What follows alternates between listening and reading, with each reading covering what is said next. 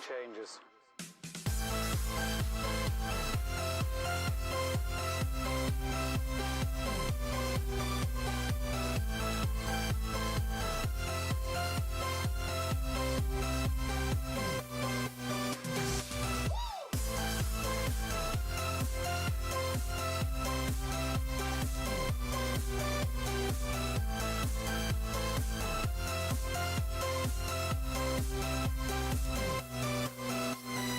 Life.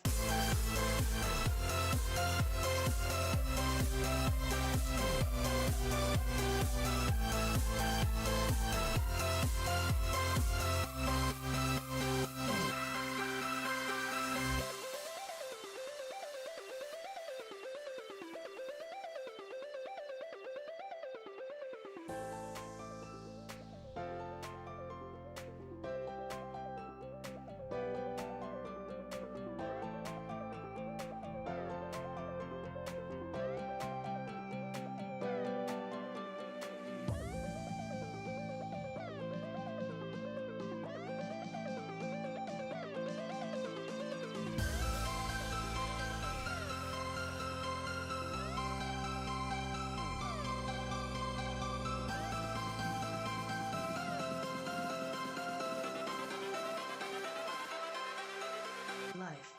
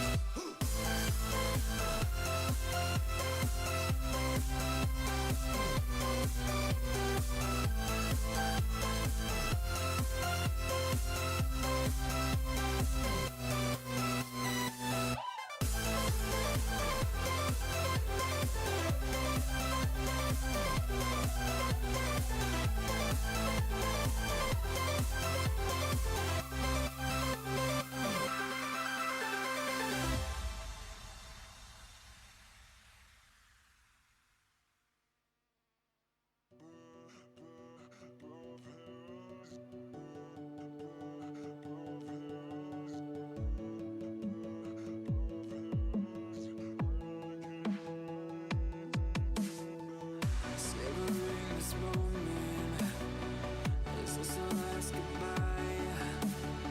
Haven't we learned each other? I guess one of us lied. So please just pull away.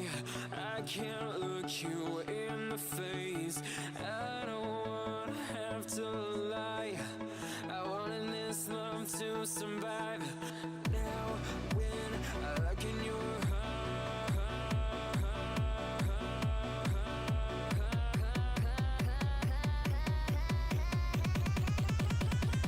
I feel paralyzed.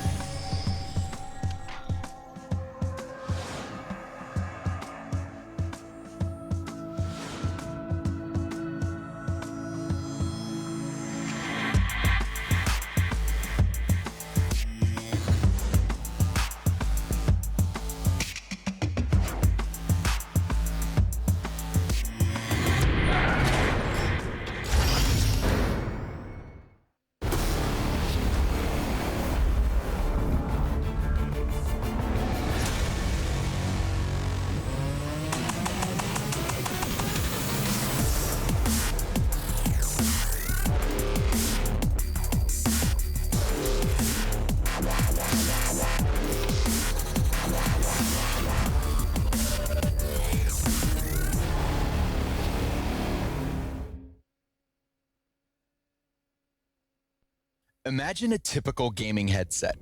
Take that image, light a match, and blow it up. That's what we did to create Arctis. We challenged everything to create our new gaming headsets. We added our award-winning speakers found in $300 headsets to every model in the Arctis line. And our new Clearcast mic? It's so good, we used it to record this video. We invented new athletics-inspired airweave fabric, the most comfortable material ever developed for gaming.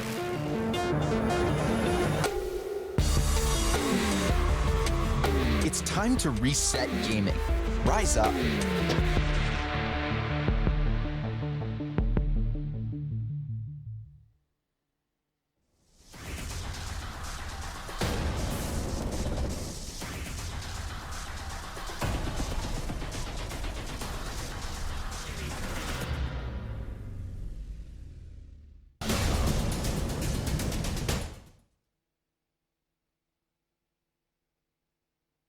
Alright, so a while back I sold out to Game, who paid me money and gave me a load of free stuff just for mentioning their deals on my channel. Well, Game have decided to offer the same sweet deal to any other gamers who fancy selling out to them. All you have to do is go to this website, fill out a form, and then their marketing people will be in touch or something like that. In my opinion, you should all do this. That's just my opinion.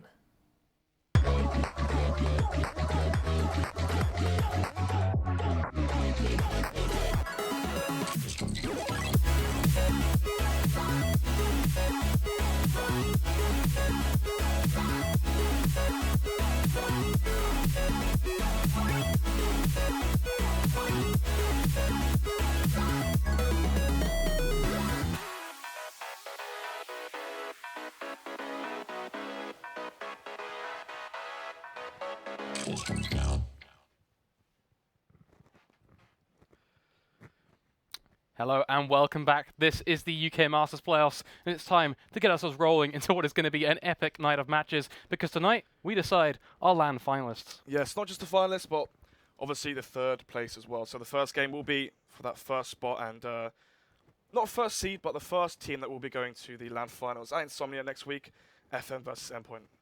It's going to be, I think, just a really off-the-rails one based on the players alone in the server. We've already well and truly yelled the names of Jess, Mighty Max and such, but Yep. It's not just Endpoint. This is not one lopsided match. This is FM's match to take as well, and they've got some huge talent themselves. Jenko is one I'm looking at. I Neil. mean, to talk off the rails as well, just a map pick alone, we can go into that a bit later, but the first map shall be Nuke, and that is FM's pick, so that's going to be crazy just in itself. But players to look for on FM, Robin, Pulse, Jenko in my eyes. Yeah, I think I can agree with that. Also, you've got, of course, the brains of Neil, so it's going to be interesting to see what he can bring Actually, to the mix Stanley overall. was doing some of the calling as well. But Do you think that that was a balance couple of weeks ago. Well, That was let's when I talk about last that cast of balance. the Do season. you think that's going to come into play at all? Just off opinion? I mean, I imagine Stanley Cool was more the aggressive style, and then Neil Zeno obviously calling, having much more experience with calling, probably tends to go for that more slow sort of default style. And contrast that with the Mighty Max calling and Imi calling, they sometimes swap it up.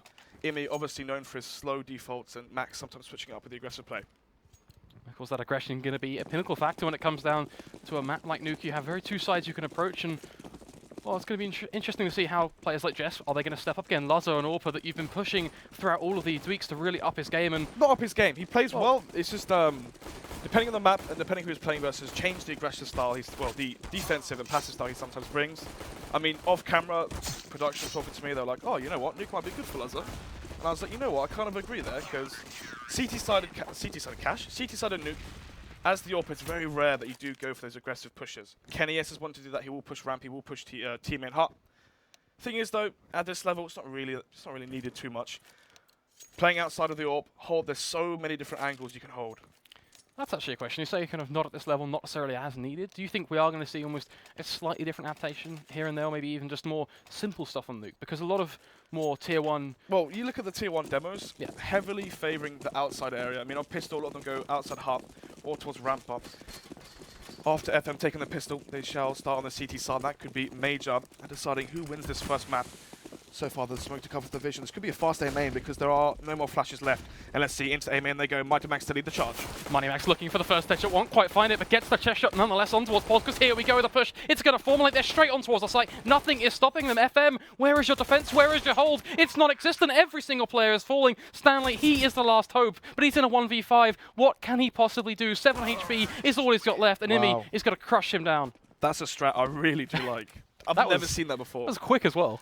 Yeah, I mean, a lot of the times the T-pistols are quick because there's only so much you can do with one smoke and one flash on nuke. If you go towards outside, you give the CTs enough time with those long-range pistols to shoot you from heaven and whatnot. It's not really the best idea. That's why you tend to see T players go outside the hut, go towards ramp because it's close range. That smoke blocks all the vision. You flash through it, push towards a main, and get in fast. I really like that strat. Well, at least over towards outside now, the CT side looking just to tap on through with these pistols, but really not too much they can deliver here. It's all about them looking for those headshots, but at such a long range. The rifles, well, you're being molded well and truly into their hands. So Pulse, he has the right game plan here. He's got the also smart call, which is look for the close engagements, try and utilize the fact he's got a CZ, of course, as well, arguably very much more suited to being that mini cannon up close and personal, was similar to an AK-47. So it's almost FM biding their time, waiting for Endpoint to just get wrapped themselves onto a site, and from there, that's where FM can try and strike on through, get themselves a couple of picks, and they're kind of playing for those AK-47s in an ideal world. I think denying the bomb plant, almost a bit too much to ask, but if they can drop an AK here and there, perhaps even save it, that'd be a win-win as the push is going to begin, and at least so far, so good. 3 quick picks for them, Endpoint. What is this? They're all just falling over. I mean, I praised them so much for how they played strategically on the first pistol round. Talking about tier 1 play and how you watch the top level teams play on this map. On the anti-ecos, they always tend to go towards outside or they go for the contact towards ramp. Never have I seen one go outside hut and squeaky door, the close range, tight choke point angles where there's so many angles where the CTs can play on that site from above your head, from, you know, directly in front of you from the site. Don't know if I agree with that one. I'm not going to lie, basically what you just said is a direct comparison between Tier 1 CS and this, but if I'm flat out honest, that just wasn't Tier 1 CS, that wasn't CS at all. There wasn't really too much thought to what they were trying to achieve. No. We talk about them sitting up and waiting for those angles, and I like from the CT side the fact they just sat there and waited and they didn't go aggressive, because everything just played into their hands. We almost gift-wrapped it. Well, we didn't expect it to go in that case, though. But we saw at the start of the round, Endpoint did go towards outside, Lazar going on top of the silo, did get dinked up by Jenko with his P2000. But for some reason, they fell back and they funneled towards that squeaky door in the hut area, and they ran out with no flashes. And you saw that Neil Xenia with the CZ wasn't flashed at all. Easy frags for him. That's the decision that crushed them at the end of the day. They just went in dry, and they got completely annihilated for it. Now, we pretty much sat almost a detaching pause, because we're not really in the game. We're kind of just sitting out of it at this point, because the players, they're not comfortable. Clearly a technical issue of some variety. So it comes down to just sitting and waiting for this third round to begin. But in the meantime, really what is there to go off? Because we can talk about economy. I think that's almost stating the obvious, though, at this point. FM, they've got themselves in a much more workable position. Endpoint on the flip side, off the back of that mistake, their economy is back down in the gutter. 1,500, 2,300, nothing real pretty. They'll buy a smoke, maybe a couple of flashes, try and force the plant, but that's really the game plan for them here. Interesting to see them actually buying 3 smokes, so this could be outside fast towards the secret area, and then try and go towards B. I mean, we are still paused, but I believe we shall... Yeah, we are going live into it now. It was just a technical pause. Someone, I believe it was Imi, having slight lag there, but he has fixed it now. Apparently there's a stream on. Anyway, 1-1. The reset did come in for Endpoint, so as you just mentioned there, they will be on the 1.5k harsh reset. 3 smokes though. Potentially outside, you can block all the vision off. And if he goes on top of hut now, let's take a look. Maybe Imi throwing the smoke towards garage. Yep. Smoke towards garage. Oh no, is that actually going to go more towards the secret area? Jenko, the scout now, all vision being blocked off, and that scout is useless, especially if he has to retake B. Trying to go for a couple of pre-fires here and there. Not really going to be able to connect too much, though. Of course, on the flip side of things, Endpoint, they're already getting themselves into secret, diving through these hallways, looking for the close aggression, and they're going to get the quick frag on towards Neil, and this pretty much startles them up now as they begin to try and get themselves onto that B site. Of course, Mac looking to hold off the vent, gets the read perfectly on when Robin is beginning to charge, and from there now looks to take the fight against Pulse. Just another headshot to build on through. And everything is working out for Endpoint. We kind of was debating whether they invest into this or not. Well, they got in with the Tech 9s. They went in with just a handful of smokes and flashes. FM, they're looking a bit all over the place. Endpoint, they've made it work. And all we're seeing now is, well, the remains of a UMP and a scout. Not really too much positivity to be spreading. So, when Jenko falls off outside there, he goes towards ramp. That's the correct play. That's what you should do if you're the AWPer. Well, with the scout, same sort of role. The problem is, when you call that the smoke's outside, and he saw the player jumping towards the secret area. One of the players from A has to go towards vent or go towards B. The ramp player can rotate to B, have Jenko hold that angle, or one of the players who stay goes to the vent and then holds the B bomb site. But unfortunately there, no rotation towards B, meant there was free B bomb site for Endpoint. And Max there got into such a good position that cut off all the rotations there. Pulse and Robin jumping down the vent one by one and died alone. They weren't together. A pretty sad and unfortunate death, Yep. and overall that vent play has a lot of impact behind it. But the interesting thing now is that the economy is in such a odd position for both of these teams because they're fairly comfortable. You can't really complain. They've got these rifles, fairly plentiful utility on the T side. Bit of a different story for FM as it is just not even a handful, very sparsely pickings across the smokes and flashes, but they have enough to try and almost make do, just make the best out of nothing at the end of the day. As outside, yet again, being a point of contention, but one that Jenko is just going to let them idly stroll on by. Not really too much he could do there unless he decides to go aggressive and reface, especially with a scout after getting tagged down to just a measly 28 HP. But this does play yet again into Endpoint's hands as well, because that smoke has gone down, which just kind of make them take a little bit more slow and with an aura of caution. But they still have secret control. They still are going to look to get that pick on towards vent, and from there, Yep. things could work out for them. The difference being now they're not going to make the same mistake in terms of rotations. They have got that player towards B, and Stanley actually pushing out. Let's see what happens here. Mighty Max sprays him down, wins that duel. Neilzino trying to push and try to get the refrag, but the problem is he's going to be walking into 3 players. Does opt to 4, maybe going to open up those doors there. Actually, no, he will hold the angle towards the stairs. We see some players open up the double doors and then peek over it. But right now, with Ezio there as well, towards the ramp area, he's going to be swarmed in. Jenko tags him up, now he can put out the pistol, sprays him. Not sprays him, but taps him down. And Ezio does fall. And now we are at the 4 vs 4, low HP on some of these players. The bomb is dropped, and now Lazo wins that duel, gets the refrag. And now they're 3 vs 3. Low HP though, still on Max and Jesp. Neil left in such a predicament, needed to do just a little bit more because now the T's, they have control of the site. We are seeing Robin try and just fight back with a bit of life in him, but it's not quite enough. Vent is still going to be taken down because Jesp, he is pretty much the thorn at this point for FM as they try and make it stick. As Jenko with the scout just tapping away through and landing the attacks, a great play from him. Jesp is low, bear in mind, so a pistol could just do enough, and well, there you have it. Jenko, he makes it work. Great speed coming in from him. 3 kills overall. There has to be said, without that scout, that could have been a very different round, and the fact that he hits those close range shots, got to give it to him. 4 spies on both ends now going in the favour of each of these teams. 2-2. We saw the difference there, having those rotations in from A towards B after Jenko gave the information that outside was endpoints. Completely different round there. The buy still going to be decently strong on endpoint side. The AWP will be on Laza.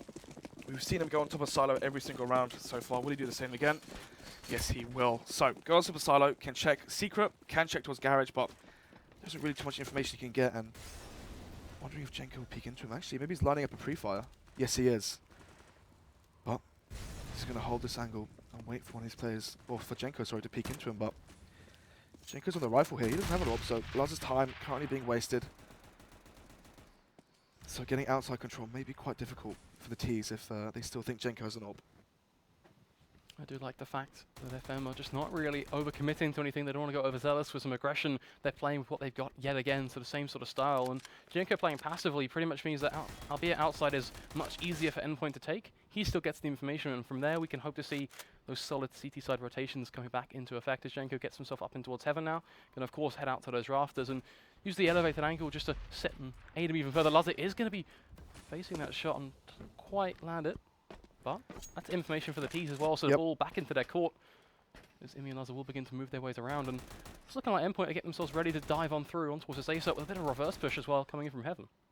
Endpoint really do back Laza up well there. Good team flash allows him to go for that peak. Unfortunately, isn't quite net enough, but does get the information and will win the duel versus Jenko. Can Imi get any more spraying? Yes, he does.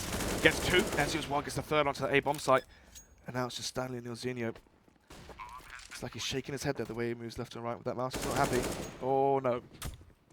It's fair enough. You have to look at the way that site was taken. It was pretty much almost right out of their grasp. That reverse push from heaven pretty much sealed it for them because there was no chance that one man on site is going to hold off against that 4-man push.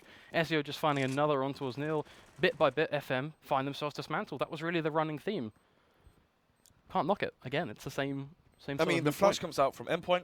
They flash Laza. He goes for the peak. He gets the information. Causes one heaven. As soon as you know the outside player is heaven, you know that outside is all yours. And those players going on top of the rafters outside. Won the duel versus Jenko, and as soon as Jenko died there, backstab came in and Amy found himself too. And then obviously the players on A have so many angles they have to look at. As soon as the players in heaven, they're worried about the backstab, and that allows Ezio to come out of hut and shoot that player in the back. Well, the problem for FM really comes down to their entire A-site hold pretty much relies on that two-man setup from Heaven and Rafters. Yep. Once that's removed from the occasion, you've pretty much got one guy sitting down on that bomb spot, trying to hold off against his left push, trying to hold off against any sort of hut push, all the utility landing at his feet. He just does not have enough. He needs, what, 600 HP, and even that might not be enough to hold off against that onslaught. So fair play to him at the end of the day. Now the job, though, is to be just to try and tap on through. It's going to be a quick ramp aggression. Stanley, he's got his way pretty much so close to finding his way down, but Ezio is going to find the refrag just within the nick of time. That means things go 1 for 1, and the economic fair has been a bit all over the place. Both of these teams still just kind of scrambling to get what they can. Neither want to concede. And this pits us with, albeit a V-site taken, but look at Robin. He's sitting in that room, ready to swing open that door. And Bomb has been planted, opens the door, goes to the peak, wins it versus Ezio, and now Luz is low HP. They know where he is, has the orb, peeks, doesn't quite connect the shot, and Robin finds 2. Imi, though, in the meantime, did take down Nilzinho, so now we are looking at the 2 versus 3. The retake coming in, it's going to be the backstab there. Jenko finds 1, instantly twittered out by Imi. Now in the 1 versus 2, the flash goes through, they know where he is, though. Peeks in, sees Robin, sprays him, doesn't quite connect it through the smoke, though. The bomb is not being defused. Inside the Molotov, he shall burn alive. Robin kills him. And they win the retake. it has to be said, look at how close the start of this match has been. This is Nuke, this is FM's map pick, and I know it may be early days, we are only going into our 7th round, but the way the rounds have even unfolded, it doesn't feel like we've just seen these complete almost dominations. Yes, a couple of rounds have been based on individual plays and certain specific key moments, but overall, it feels like both of these teams are just matched for each other. Very close indeed, 3-3, and right now you'd much rather be 3 on the terrorist side, because leading into that CT side, as many T rounds as you can get really will help you out in the long run. Lazar on the orb, Jenko as well. Will we see the battle towards outside? Lazar going towards ramp, so potentially not. Nilzinho though, maybe walking to a scope, and he spots him, doesn't pull the trigger, gets the information. Nilzinho spots the orb as well. This means that Jenko could potentially get a bit more aggressive as well towards outside. Still holding those angles. Does he know? Does he have the information that the players are gone secret though? Because they could come behind Nilzinho if they do push all the way through B. This could be huge. This could be the 2nd round in a row that Endpoint have been able to make plays off the back of information FM have just struggled to find. Stanley just going to be sitting tight over towards ramp, ready in this crossfire to try and deal with this push, but the flash is going to be perfectly timed. It allows Ezio to cross over towards that big box, and from there, well, there's just not much value he can add, so he's going to fall off. Jesper and Cole all get themselves ready to hit this B site, and from there, well, the smoke going down, denying Jenko's impact yet again, forcing him to decide, okay, how do I want to approach this? But FM, they have to hold the site. They can't afford to give it because this retake is going to be difficult. Now they're going to go together through the vent, hopefully. Do you want to see a repeat of what happened before? Lazar holding the vent. I'm not sure if that's a one-shot kill, and whiffs that shot though. Should be hitting those. Yeah, and he gets the refrag and the reface. Nilzinho though, and Pulse do find frags. 3 versus 4. Coming in together is the perfect way for FM to go about this. It still is going to be a tough task though, because you have to look at the positions being held by the T-side bit by bit. They look for those 1 versus 1s. They're getting them. Nil in their hand, looking for one of his own, but the bomb is going to be stuck, forcing the peek from Jesper, and that alone gives Stanley the ability to punish. But it pits us in a 1v1 Neil, going on the counter-aggressive point, trying to shut down Lazar, but the shot is going to be landed. And the time, I think that's a point in itself. No matter what happens, it's just another sad and unfortunate point, but it does pit us at a point in the match where surely FM have to take a second to breathe. Let that economy slide, give Endpoint a round space, and then they can try and play around 3 to 5, because they just do not have the money to get something even remotely workable, and that's what we're going to see, thankfully. Yeah, hopefully not a repeat of what we saw Endpoint do on their previous anti-eco, just run into A through the tight choke points, but they are outside. They're actually going to push outside this time. This is good. Spraying towards Jenko, and he will take him down. Imi as well catches the push towards Squeaky. Robin does fall. Already now in the 3 versus 5. Much different approach, very different approach coming from Endpoint against the anti-eco, and it's definitely a lot better. Opting to push outside instead of just holding those angles.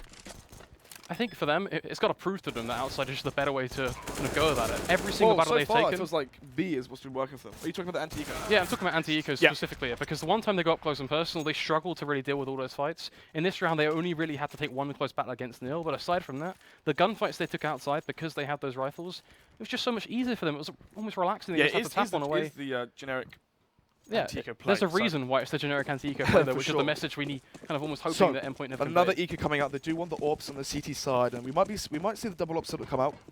We've seen Stanley orb towards ramp before, and now Jenko and Nilzinho going to face towards Lazar. Let's see, Lazar whiffs the first shot again, and he's just being pushed by both of these players. Ezio does die as well. It's going to be 3 frags for the CT side, and it's going to be the 4 versus 2. Ezio did find Robin, as Robin pushed towards Squeaky again. But they may have vision of the bomb, and they do. And it's an AWP on Jenko's hands. And Molly comes out as well.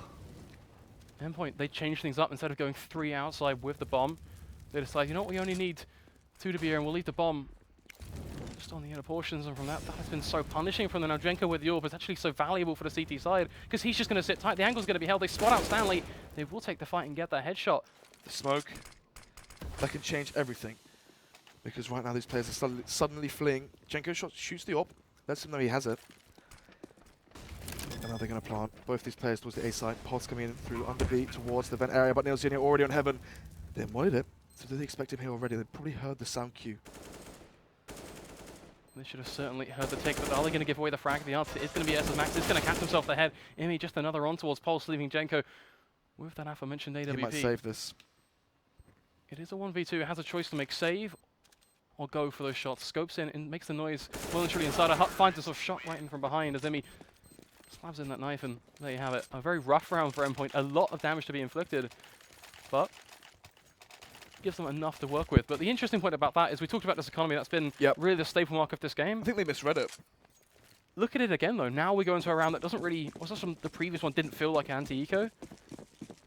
Now we're at another equal standpoint. Both of these teams have AWPs in play on Jenko and Laza respectively. Both these teams have all the utility of those comfortable rifles. That misread, if it was the case, hugely a disappointing point for Endpoint now, because they aren't able to build things up as quick as they would have liked. Oh, Jenko's about to face into Laza though. He's holding this angle. He goes up the silo just to hold this one angle. And you can see him there. There you go. How's he with that? Missing the shots again. Laza just not quite on the ball, it has to be said, at the start of this matchup. Not the first time he's missed the shots. Hopefully will be the last. There the we go, gets the second repeat though. That is enough to make it happen, and perhaps some mistakes can be forgiven. There's Robin up towards heaven, just going to look to tap on through. Jess will find one. And he usually finds himself caught off guard, but is able to let's worm his way out of the trouble. Neil over towards fence, very uncontested, and arguably made a whole lot of noise, so need to see a quicker response in future from the CT side. As Stanley still trying to play around rafters. Ezio more than happy to sit tight in the smoke, but Stanley going to get that one nice and easily, leaving Can't Laza. whiff these ones though. In the 1 versus 3, all the pressure's on him. Bomb is smoked. This might make him show his hand and peek early. Let's see. Peeks up. Does get the flick this time. Tries to spam into the smoke, but unluckily for him, Robin will be on the ball holding that angle, and that allows Stanley to get the defuse. Stanley confident as well, well and truly before the peak even came in, sticking the defuse. There's only a good 4 seconds left by the time we even saw that frag come on in, which without a kit shows that he's already been on there for a good 6 seconds or so. So it has to be said, FM feeling confident in that position, which you have to agree with them on that front. I mean, it's bad enough Laza missing that shot he was holding, but I think what's worse is Jenko peeking just before the flashbang. He flashed Laza, but the problem was he peeked just before it bloomed. And that meant it was an easy pick there for Laza to find that frag onto Jenko, and as soon as he died outside, that allowed the A-Rap to come in. And once it came in, Endpoint still lost it though. Great play from Robin. Anyway, Jenko flashed off the angle. Now he can give the information that they could be towards Secret after hearing the smokes and seeing them. Let's see if there's any rotation from the CT side. Currently, only no Zinio here to hold the line. But this is an early rotation. We usually see him playing towards A, so... Good rotation. Laza holding the same angle again. I don't think Jenko's going to be that stupid to re-peek into that. Maybe we're going to see Laza face into Jenko this time. Yeah, perhaps a bit of aggression thrown into the mix, something that was a hot topic as we got ourselves into the first couple of rounds that we discussed pretty damn heavily. Was just how these AWPs can be utilised. As the clock is going to begin to whittle on down, so any sort of movement from the T side is finally going to have an end goal in mind in terms of a site they wish to hit. SFM, they're not really budging too much. The only real movement we're seeing is Pulse deciding to drop down in towards Vent to get himself and his attention really overall divided towards Vent, but that's good for Neil. That's actually a good read on towards Endpoint, because the push is going to begin to formulate. Neil has his work absolutely cut out for him, but the slow piece is going to be taken, gets one looking for the second, tack down to 8 HP, can't afford to take a step back, but the flash is going to go off. He flashed for Pulse though, and now Pulse is pushing, and these players are going to be pushing around. Ezio gets taken down by Jenko, expecting the push is well played from him. Robin finds 2. Jess. Oh my god, the 360, the 180 even. Headshot to Pulse, but instantly traded out by Robin. Great play there from him. We saw him play Heaven before and find multiple frags. He's done it again. 5-6 FM starting to get these rounds in a row now. Just proving how close things have been. Yeah, Endpoint going for the force bite. No AWP on Lazo, so there's a Tech 9. 2 AKs on Max and Imi.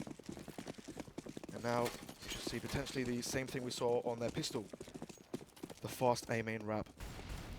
If they can get themselves nice and quickly, that would be ideal. Of course, those Tech-9s are very much suited towards that style of play. Just one concern Good change. would be Jenko with the potato. He needs to land those shots, isn't quite able to connect though, and that's going to allow Endpoint to well and truly barrel on through with a 4-man stacking towards Secret. The smoke is going to go down nice and quickly from Neil, but is it going to be enough? The flash is going to go off. Ezio detached from the rest of the pack. That is so punishing as he gives the opportunity for Neil to set himself up with the reload. Jet's going to look to catch him off guard and win the skin of his teeth. Finds the second, finds the frag most importantly. The CT side, they are still in the lead. They're trading things down. The T's looking to drop that smoke down, give themselves an opportunity to cross on through. For Stanley with this crossfire, should be enough to hold on to the vent, but the timing going to be so uncomfortable, but he still lands the shot. He's looking for the quick peek now on towards Jess, nearly giving it to him almost. But it's a 4v2, getting down to 55 seconds. Endpoint, they wanted to make a play. They have the bomb on their backs. They don't have to rush into things by a long shot. But even then, Max needs to go absolutely huge. That first pick, ever so important. But how far is he willing to go? The timing yet again, nearly catching him off guard, but by the skin of his teeth. The blows will be traded, and he's going to walk away for the most part unscathed. Sitting over towards ramp, Jenko could put on a bit of a fun one. Can't afford to miss this shot, but arguably going to be close enough to actually peek on towards Jess. And from there, Max, yes, he gets himself one, but it's going to be quickly minimalized by Pulse. Again, Nilzini towards that secret area on those steps. Biding so much time. As soon as he's given the information, he instantly smokes it, and if you are the T's going through a smoke, while flashed, is it really what you want? It's the most optimal thing, especially when I believe one of those players was one of the ones with the AKs as well, so instantly one of your only 1 or 2 rifles gone. Really does hurt them, but good try though from Imi and Jess in that 2 versus 4. But currently we are seeing some attention towards the ramp area. Zenio falling back. Smart move here, knowing he's versus the pistols, doesn't want to get overrun. It's got to be said though, pushing towards ramp when you have these pistols can be a pretty damn tough task in itself as well, because you're looking to get up close and personal, and CTs they can just try and pull on through distance as Pulse and Jenko can find one respectively. Pulse now gets the longer range battle, which just plays right into his hands. Ezio is going to find one, but one not quite enough. They get the plant though, which turns the entire round back on its head, because a plant, that's a win for Endpoint in the grand scheme of things. Yep, also the 6 rounds they already have is also definitely a win for their half. 9-6. To go 9-6 on your T side is very, very good. I mean, FM, when we saw them play versus Kaz on this map, it was 16-2. And was it a 13-2 half? Pretty sure it was very, very one-sided. Maybe it was 14-1 half. It was very one-sided on the CT side. So right now, Endpoint showing a very different T side than we saw from Kaz. Already gone 6 rounds, so we are going to see how good FM's T side really is when it is actually tested later on. If Endpoint can get any more, that's a massive, massive win for them on this first half. Flashes go through, smokes around. Not full set of smokes though, so there was a gap there for Jenko to try AWP. But I believe it was flash though, so didn't quite get the kill. And now he's expecting the push from the T's. But the thing is though, does he know that there's a player already in secret? Secret just being such a common point of attack now. All the T's, as they begin to push their way out towards the A site, was also about to complement the small micro changes, but the one concern they've got is the lack of the hut hold. They find themselves completely overrun. They don't know where to look. They don't know where to go. Goodbye the A site. Any point of contention you had has been well and truly lost. And, well, just off the back of that alone and save, well, what a way to sum things up. Endpoint tying things up at 7-7. Great work coming out from them, and overall their ability just to hit shots and catch FM off guard paid some huge dividends for them, because a lot of the rounds have come back from them just getting themselves in position where FM just don't quite realize they're going to be there. We saw that quick cut push. The read from FM was almost prompting towards an outside push. Imi with the good luck there. I mentioned there's only 1 smoke, and the reason being was he didn't actually want to go. Did he just? Yep. That happened. What? He was holding the angle. He saw somebody. What? Quite literally speaking, and decides, you know what? We don't need no save. I'm just going to kill my teammate now. He's being quick pushed by the T side, and he is going to fall. FM, that is a disappointment.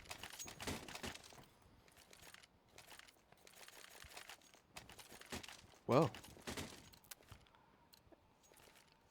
It's actually had an effect as well. You look at Neil. Yeah. Only a UMP in this round. Wow. As much as it's just one guy, that can change a lot of utility on towards Stanley. You know they meme on Twitter about him being kicked? Yeah. Yeah, well, not sure how long that meme's going to last before it comes reality after that one. Anyway, Nilzini left ramp here. Gone back towards those old faithful stairs. Oh, as I say that, turns around. Oh, there we go. Old faithful stairs. Jesp and Ko pushing outside. 1 smoke this time again. Maybe trying to pull that same fake. Jenko on top of the rafters. Don't really be spotted out. Yes, he will. Just finds him with that crisp 1 shot. Nilzini, they're playing close to the smoke this time. He's changing up his play. Will that catch Lazar off guard? the amount of times Endpoint has done this, surely the CT side have a read on point this time. Maybe we can just almost hope they're ready and waiting. Neil needing to hit these shots close range with the UMP. He's almost just kind of tethering on the edge of, do I push back? Do I try and almost go forward in the opposite direction?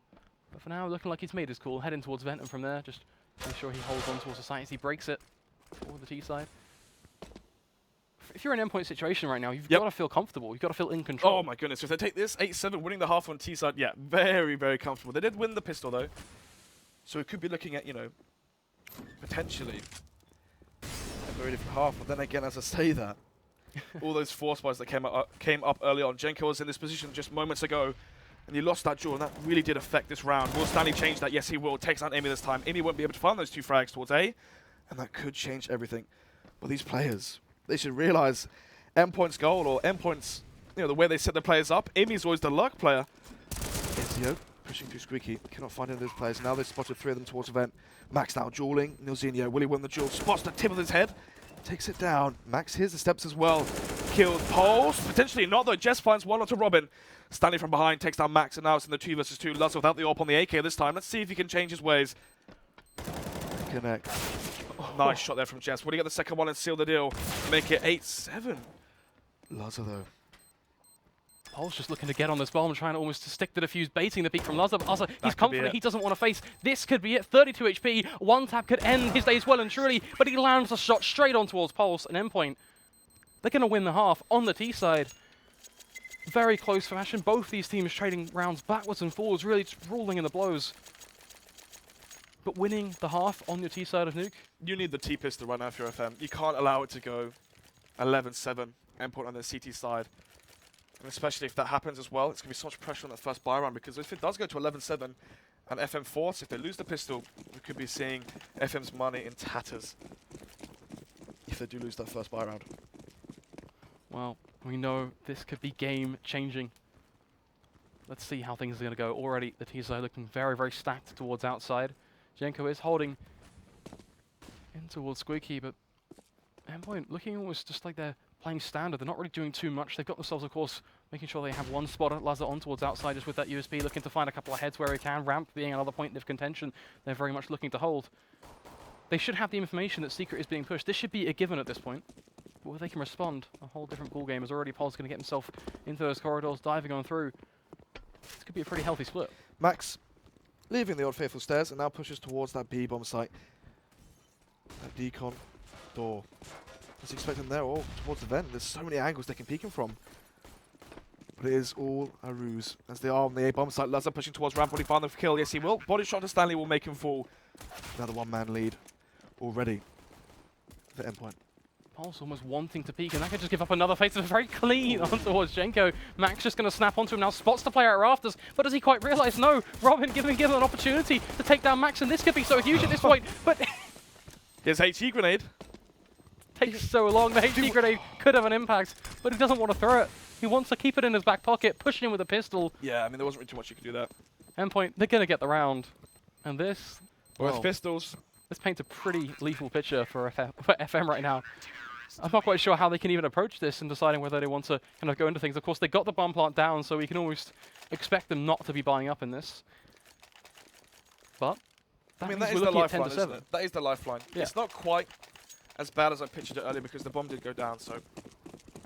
7-9, full eco, hopefully, unless something crazy happens.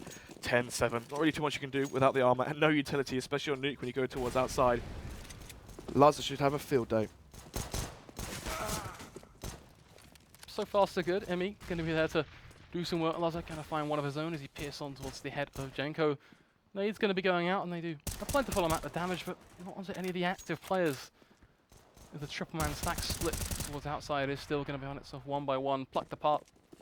Still and Pulse, the last two remaining. They try to take some battles, try to look for some headshots here and there, with bring a bit of flair. Because it is going to pay the price. But Emmy making a whole lot of money, looking for that M4. Gets it. And he gets it. Shotgun on Ezio, we saw Jess with that, but didn't really do too well for him.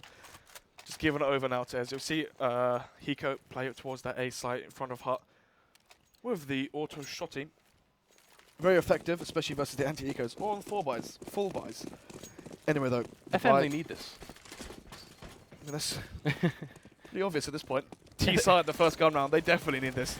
Yeah, they really need to get themselves momentum, just get the ball rolling on their side, and if they can't, we may be looking at the end of last first map beginning to formulate as Luz are going ever so like aggressive.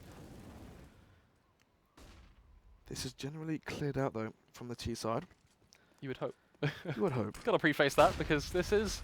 Oh no, he's gonna It's get. Counter-Strike. Oh no, Oh, they're gonna check the corner. he's gonna get away with murder here, isn't he? They check it. He wins one. Gets it. Ooh, looking towards Robin, but Robin did get the reply frag onto Lazar. So 1-for-1 trade isn't what you want if you are on the CT side. Did get all the information though. He spots 4 or 3 players. But that's a good thing for the T side as well because now they expect the push to come from the CTs. But Emmy, he's got the timing corrected. Finds one. Yes, he does. Bit of a whiffy spray, but does find the kill nonetheless. Neozino as well challenging Ezio towards the B area. And now the pressure is on for the CTs. Things beginning to mound up in almost a bit of a comical fashion at this point. Constant trades being thrown backwards and forwards. Does leave us pitted into 3 versus 3. Endpoint going to looking to at least reclaim a pick here and there. Max needs to get the information that the secret is going to be pushed and drops the bomb, most importantly. That's huge for the CT side now. And we can begin to see him readjust. He's feeling confident as they finally have to dive on through. They've got 30 seconds left. They have to go for this play towards B. But look at Endpoint, just sitting ready for waiting. This is the auto shotgun. Ezio, he's going to be grinning. The smile on his face going to be there ready and waiting. He's going for the first, looking for the second. He's a one-pump chump. Finds one. That's $800 in the back pocket. Can he get any more? I mean, what does Shenko even do at this point? He knows there's a shotgun there ready and waiting, so you're not going to walk into your own grave. Instead, he tries to push it out and just get a desperate plant. Max, you got to hit those shots. Carrigan. Finally finds it, but There we go. Endpoint. I mean, fair play to Jenko. Doesn't want to give Ezio another $800. Instead, he gives Max the kill. That's 300 money, though, on the FM side. I think the rounds are the key point right now. Yeah. It's got to be said. Warp on Lazar as well. Let's see what happens and unfolds into this one. 2 sets of armor. Kevlar on Stanley and Robin. Lazar with Das AVP. Easy shot here for him. Oh, just teasing. Hey, there we go. Neil Jr. falls. Battling Lazar. Lazar? About to call him loser then. Anyway, though, Max towards ramp. Smokes it off and they shall walk through it. Stanley and Co. Jenko finds one onto Imi though. Don't think it had head armor there. As he just flopped. Max probably going to get this last one as well. Unless Pulse has something to say. And oh, so close. Observer just teasing me there. I thought he had that one. So close, but at the end of the day. Yeah, so far, yeah, I know it. 12-7 is the scoreline. FM well and truly already onto their last approach. They need every single frag they can get, let alone rounds at this point. Is Endpoint looking to take, well, not even take, just exert even more control at this point. I think they already have it. They're going to be feeling comfortable, let alone like they've already got this map. And they're just going to be battling towards outside now. Lazar needs to land this first shot. I think that's a given. They're missing a couple here and there. But if he can find his first, that's a pick already being thrown into the CT side, let alone any more that may begin to build on uppers to split, formulating towards that A site. Yeah, look Actually how kinda far like this pushed. from Look FM. how far pushed they are outside though. The T's. Imi is pushed back, but they are so close. Does Imi have any information? That's We kind of saw- what we need to know. Yeah, info, but not just that. But we saw how Nilzinho played it with the smoke and the flashbang. I definitely did like that. Going back towards those stairs. Here it is. This is a different set of stairs actually. Let's see how these favour them. Yeah, not quite the odd faithful, but stairs nonetheless, so perhaps going to play a factor in this, as Imi just going to be biding his time, pitching his tent as he sits there ever so tightly, and just waiting at this point for FM to play their deck of cards, as 50 seconds is going to be the What do you clock reckon and they're playing? they have to make a push. They have to pretty much hit towards this B site at this point, judging by the time. They could try and dip up towards the A site and try and go for a bit of a reverse push from outside. I meant card game. But okay, fair play, mate. Fair play. Didn't want to go with your card references Jesus. too much. They already top decked it yesterday, let alone today. So, 35 seconds on the clock now. T's running out of options. They are pushing towards the ramp area. Stanley to lead the charge. Shall he walk into Imi though? That's the question. Open this door and you can see the push. Opens it. And now let's see. Spots out Nilzinho, sprays him, gets the information, and now falls back towards the vent. But Nilzinho's on the ball, on the case. He pushes in, catches Ezio off guard. They're both looking the same way. Stanley gets the counter to Max. Pulse finds Imi eventually. Ezio, your teammate was there. Endpoint just making a complete mulligans of it at this point as they just fall short on every single fashion. Jess looking to claw something back with a huge play for himself as he almost looks to go aggressive on the counterpoint, but is it quite going to be enough? The answer is going to be no as Robin drops him dead. Lazar, the last man remaining. There's a surprise. He's saving with the AWP. Well, Lazar last alive, playing for the exit frags. Low money though. So any kills he does get here shall be important. Oh no, let's see what happens here. Lazar holding the angle. Yes, does get that one.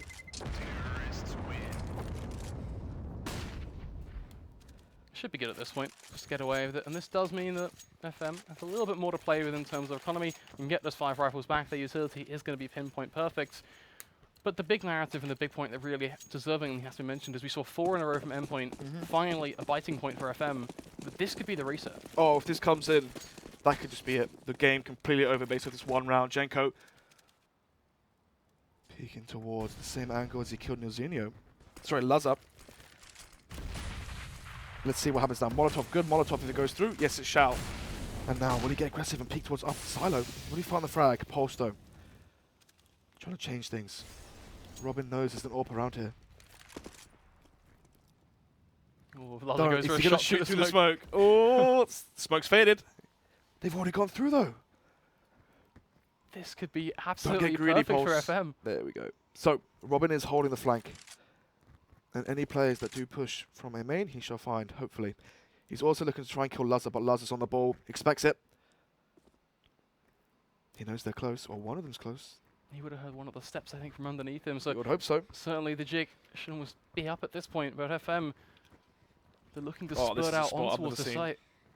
Max needs to hit every single shot at this spray when he goes for it. He finds the Easy. first, looking now for the second.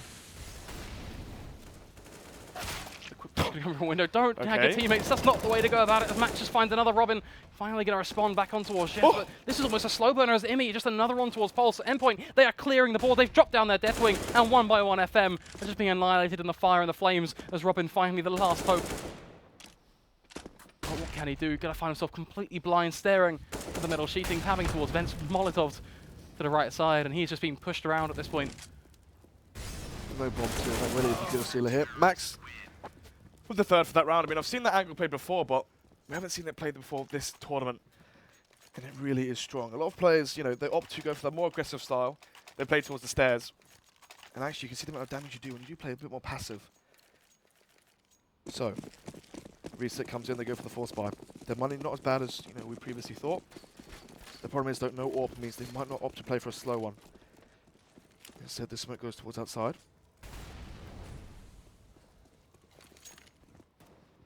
Interesting to see whether Lazar is going to be able to get too much done. A couple of rounds in a row now, we've seen him almost zoned out, but he's deciding to go aggressive. Let's see what he can do. Finally, his time to shine. People have been pushing him to do this with an AWP. Can he hit the shot? No, he misses it. That's so unfortunate. Not Look like how low he is, and that. eventually he is going to fall. What a dear price to pay.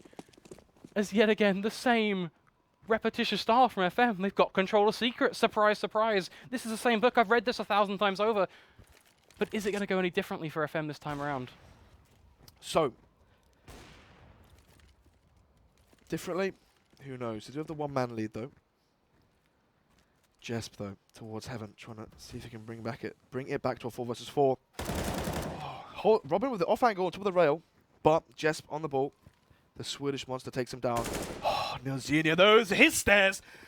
Not yours, Imi. Finds the frag. Head is gone. And now Stanley expecting the rotate to come in from Ezio. Now Ezio looks towards the vent. And when he does, well, Stanley's there to answer it. Look at the control that FM have just pulled out of the bag at this point. A 4v2, Stanley on the lower side in terms of HP, but There's no need to go for this. I think for Endpoint, even need, what could they possibly do if they even went for it? Realistically, you kind of have to look at, okay, where can they retake from? I mean, yeah, Every typically angle the is B-bomb covered. site, typically the B-bomb site is very hard to retake, similar to like a cache on B. I mean, you can definitely do it, but when the numbers advantage is in favor of FN, it's so difficult because if it's a 2 versus 2, that's very different because when you're the T side holding B, there are what? 2 angles from ramp, decon door, then double doors. There's 5 angles the CTs can rotate in from. So when you've got 4 alive, that's very easy to hold. When this is, you know, 2 versus 4 in the favor of the CTs, that's when it gets very challenging. But anyway, enough of that. It will be the 4 versus 2 in favor of the Ts. As FM find 9 and potentially the reset, but can they drop? Ooh, this is a tough call. Yep, Amy buys the ops for the Shell Force. What guns is Amy gonna have? Maybe a UMP? We certainly would hope he gets something. USP, not exactly the Yeah, perfect round. yeah. UMP. Maybe he's gonna play close aim, close outside. Have Lazar hold on top of Silo and have Imi play close where we saw Luz with the M4 earlier. Luz is trying to make up his mind where he wants to go. Max, though, charging on up those rafters. There's no support I from like him here this. from I Luzza, do though. like this. I like the angle from him as an individual, but it would be nice if Luzza was there to just be a supporting figure if he gets pushed from the far left outside angle. So perhaps something that can be somewhat micromanaged there, as Max is just going to sit tight, waiting ever so patiently for someone to appear perched on top of that silo. But just not quite going to be the case. If anything, FM, they're going to tiptoe their way around these smokes. Max is set up to have a whole load of response in this. This is a one and done, though. Surely. Finds one, sprays them both, gets one, can he get the second? No, he can't. Neil's in with the trade, and that's a 4 versus 4. 1 minute now, and the T's can slow this down. And a wait for the CTs to push, and that's exactly what Emmy's doing. And he walks into the crosshair of Robin. And now, the man advantage. Take it nice and slow. Play the trade game if need be, but do they expect the push from Jesp? Oh, the snake could catch off Robin. He's going to land dead set at his feet. And there you go. A Kobe will be thrown out by the Swedish man that is Jesper's. Luzza going to get himself in the elevated angle, looking to catch off a quick pick here and there as the push is going to well and truly begin. A nice shot on towards Stanley Neal. Next in line, Jenko got to find one, but that is where the cookie will crumble. Endpoint, they get themselves to 14, and from there, they find the control back into their side of things, as FM, their money is going to be on the weaker side of things. They do have enough to play with if they want to go for something across their 3 players, are Stanley, Neal, and Jenko, with Robin and Pulse on the weaker side of things with the Tech 9s, and that's what they are going to do. I do like this from FM. I think it's, at the end of the day, what they need to be doing at this point in terms of contention. Want to see something different, though. They have been kind of going for the same style of play. This is FM, yeah? Yeah. I mean, I know there's not too much you can do on the I was going to say, it was working for them going towards outside. That's generally what you do on the T side, because going towards those tight choke points, especially when they are modded off at the start, isn't really the most optimal play. Emmy towards ramp. We saw Mighty Max here previously. Now it's Emmy.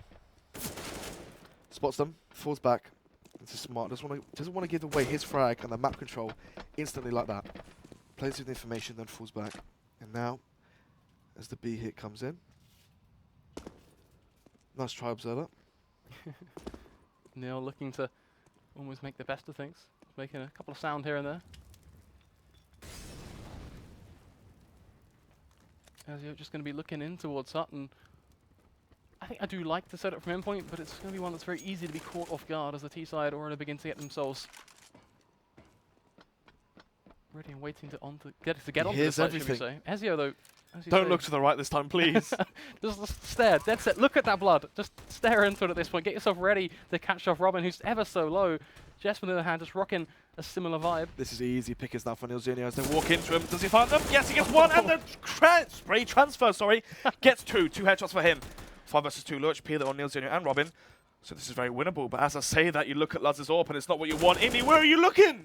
Leaving his back turn for Neil, just to slap him from behind, and he is more than happily going to take that one, just making it happen. Luz are going to find There one, we but go. bit by bit, FM Playing crush for the apart exits Endpoint. again, I mean, It's not the first time, surely not the last time, and we're not harping on it, but it's similar to what we saw Dream do.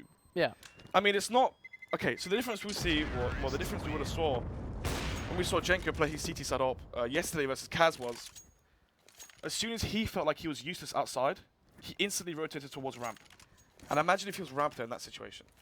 Well, I think there's a quote that comes hand in hand that comes out from a lot of Tier 1 players at this point who are AWPers, and they all pretty much come along with the same sort of trend that 9 times out of 10, once you get past those first 45 seconds or minute on the clock, you AWP lessens in value bit by bit, because once you start having to go onto those sites... early retake is fine, but when there's 20 seconds of the bomb and you're retaking B, the AWP isn't what you want. There are very particular scenarios where you can make it work, but playing for that kind of 10% or 15% I mean, I'm chance... thinking retaking Mirage, AWP is good.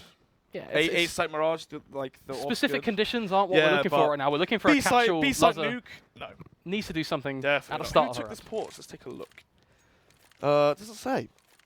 Oh, wait, Imi. Emmy called the pause. Imi, probably tactical because they're thinking whether or not to buy. Yes, they are. So, AWP saved for Luzza, sitting comfortably at the top of the scoreboard, 23-12. One of the perks of actually being quite passive AWPer is you don't die too much, and that really is good for your economy. I do kind of... No BM intended by this, but Oh, God. it'd be interesting to see how many of those were exit frags.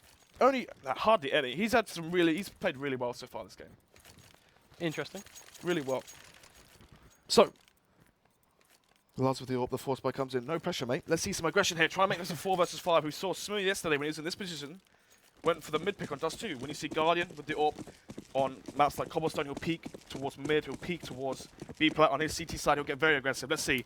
Laza just going to hold outside with the AWP. Is he going to make it or break it? The answer is the same old, same old. Just going to be ever so passive, sit back in his little shell, and it works for Endpoint though. That's the thing. Like, Laza's I hope what they need. I mean, it works, but FM have been starting to crawl back into with the rounds now, so arguably something beginning to change for Endpoint, and this is where they kind of have to be a bit more adaptive. It has to be said, you know, it may be working for them as a team, but they start dropping off these rounds. FM get closer and closer to making the comeback happen. Laza with the AWP is last alive again. I mean, you're the only one with the rifle. You need to make some impact.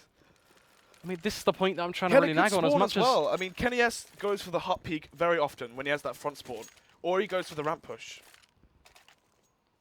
It's something off the cuff that it's either going to go great for you, or you're going to find yourself picked down, but at least it's an attempt at a play. Yeah. What value does he add from sitting up towards rafters in that position? Maybe, I mean, thing is as well, it's not all Laza. It could be the call from me saying, Laza, play heaven. And the reason being is he's got the fast rotate towards A, so in theory it's smart. But anyway, enough of that because it's a slaughter on the A bomb site. 3 quick frags there, Pulse and Jenko. And now it's going to be Max and Laza last alive. Stanley going to push on through with this MAC-10. Makes himself some money. Laza... This is going to be a meme, isn't it? starting to become a bit of a meme, suffice to say. I think that... You did raise a really good point. I do think that has to be highlighted. Oh, no! 1.5k in the back, he'll take that. Oh, no, not like this, Laza. That's not something we can justify by saying it's a call. Because that is just... Well, that's not quite a call. FM send their regards. Yep. They certainly don't leave their debts unpaid as they're going to be running away with that money. Oh. Right to the hills. FM looking to really reclaim all control, and this is going to be a huge round for them in terms of momentum, because if they can take this, then what's going to be in the back of their minds, or even per se in the forefront, is that, you know what, boys, we can do this. We can bring this back. We're playing for the win. Is Max going to be playing a position that's already been played once now? This could be a 1-for-1, but Imi going to be there to be the distraction element. Now, if he can take the gunfight at the perfect time, it means that Max has a job to do. The peek is going to come out, but that's where the fake pick. He doesn't quite get the final frag, but that's enough. That's a trade for the CT side. They can still work with this, but look at Robin. He takes the elevated angle on Silo. Low HP. Max is low HP. If he finds his frag, makes it the 2 versus 2. This is where it gets very, very interesting. But Max, below. Robin clearly has an idea of what's going on. He's got Jenko there to wait as well. Almost takes a leap of faith, but gives it to him. The flash is going to go off defensive mana from Max. But bit by bit, he's buying more time for his team. Most importantly, he is staying alive. Jenko almost just going to be humming some music into his head at this point as he tries to find himself a portal behind Max, trying to get himself to jump, but he has to take a long fight up against Jespen. This is just not a fight he wants to be taking. You don't want to give a player like Jenko opportunities like this. Max, will he peek? Oh. Laza with the support finds that final kill. And we are looking at match point for Endpoint. If they get reset here, oh my. We could be seeing overtime. Really. Okay, look. FM win this, 13-5. Boom. Endpoint full eco. Then it's going to be 14-15, and the money and the buy at that point, the 14-15 buy won't be too strong. Certainly can agree on that one. It paces us to an interesting point in the matchup, but at the same time, FM, they did drop off that previous round, and it's going to be intriguing to see if that affects their mentality in any way, shape, or form. As Laza, he's going for the pick. This is where a player with an AWP can make an impact on the CT side, but he has to land that first shot. This has been a struggle throughout the entirety of this match. I find myself harping on him 24/7 for that. He would have saw him as well. And smokes off the angle. And that's it. What's an AWP supposed to do versus a smoke? Laza has to fall back now. On the B side, needs to go back towards the secret stairs or something. Try and find an impact that way. Has to be said, there's only so much he can do in that position just off the back of the response from the T side being smart in their approach. So can't knock him down up here. But Imi going to be looking for the push on towards Secret. Gets himself the information that Jenko is going to be dropping on down. The free face on towards Pulse, and they are going to be blind. Someone has to hold Secret at all times. Molly it, nade it, do whatever you need to. Max now. Aim, will he catch Nilsino off guard? Yes, he will. Sprays down one anymore. Runs to the smoke, but the spray trade, sorry. Comes up for Stanley. Ezio, though, takes down Robin, and now Jess at this angle will make it 16-12. What a way to go about that. Still, even though 16-12 in the way the rounds went in that second half didn't necessarily seem as close, that felt like a very, very neck-and-neck matchup at times, and I have to give to both of these teams, and it only makes me excited for how the rest of this BO3 is going to go. Do we know what the third map is? I'm sure we're going to get a whisper in our ear anytime now. Producer, what is the second map? Where is it? We believed. Where is it? Not like this, producer. Don't let us down. Oh, the lights are on. Anyway, we'll find out after. We'll find out very soon. We didn't, not gonna lie, I I didn't catch a actually word didn't of hear. that. What did you say there, producer Jake? Yeah. Jake just throwing us straight to a message. There we go. So, we will be going to a short break, and after that we can break down what we just witnessed here, and obviously what we're going to be witnessing into the second map. So far, so good. I mean, Endpoint definitely looking very good.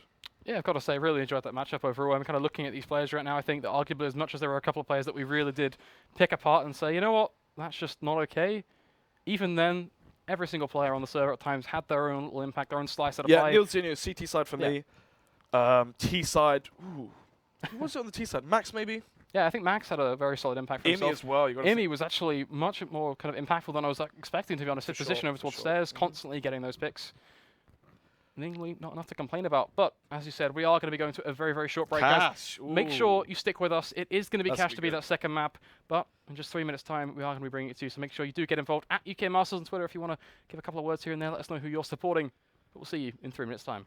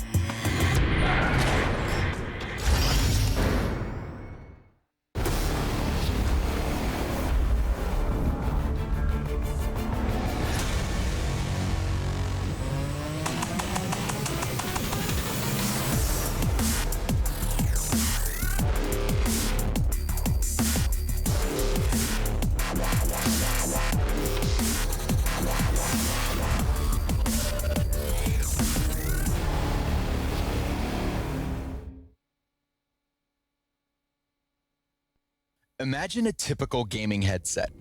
Take that image, light a match, and blow it up. That's what we did to create Arctis. We challenged everything to create our new gaming headsets. We added our award-winning speakers found in $300 headsets to every model in the Arctis line. And our new Clearcast mic? It's so good, we used it to record this video. We invented new athletics-inspired airweave fabric, the most comfortable material ever developed for gaming.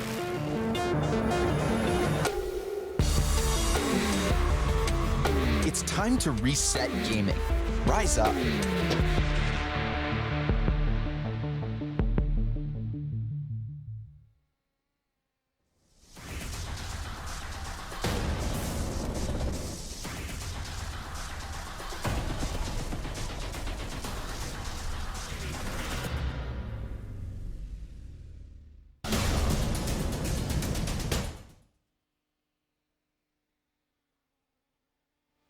Alright, so a while back I sold out to Game, who paid me money and gave me a load of free stuff just for mentioning their deals on my channel. Well, Game have decided to offer the same sweet deal to any other gamers who fancy selling out to them. All you have to do is go to this website, fill out a form, and then their marketing people will be in touch or something like that. In my opinion, you should all do this. That's just my opinion.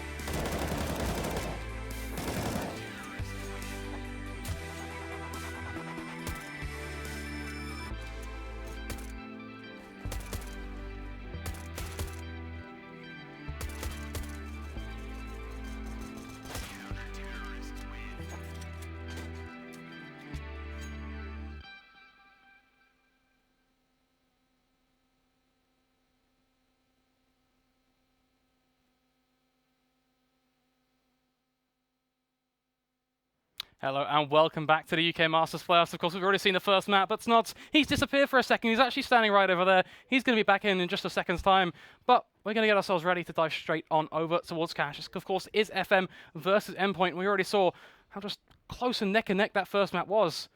Bottle away, Cash is predicted to go. Of course, you've got two very talented teams, players that we've already highlighted, some on the weaker side, some on the more positive side, but hopefully we can wash across that board. We get ourselves ready to dive straight on into the game, as it looks like they are ready to go. Knifey is going to be getting any second now, which means one thing is certain. Snods, be back on the desk. Come back over here. I would ask you a question, but you're not even plugged in, so I'm just gonna let that happen. There we go. We're all human. It's a hard life. Some people need to leak. Got to let that happen. What are you thinking, FM versus Endpoint? Right, anyway, back from where I was. FM versus Endpoint Cash. I mean, Endpoint picked this for a reason. That's some top-level analysis. Why did they pick it? So, why did they pick Cash? You know, honestly, at first glance, I would have told you this was an FM pick. Okay. Reason being, Stanley, Pulse, Jenko, Robin, such strong individual aimers, such strong players. On the T side of Cash, that's what you need. So many 1 versus 1s take place on this map, especially if you're on the T side. If there are 3 CTs in mid, that's when you see the one player that's towards A, the one player that's towards B.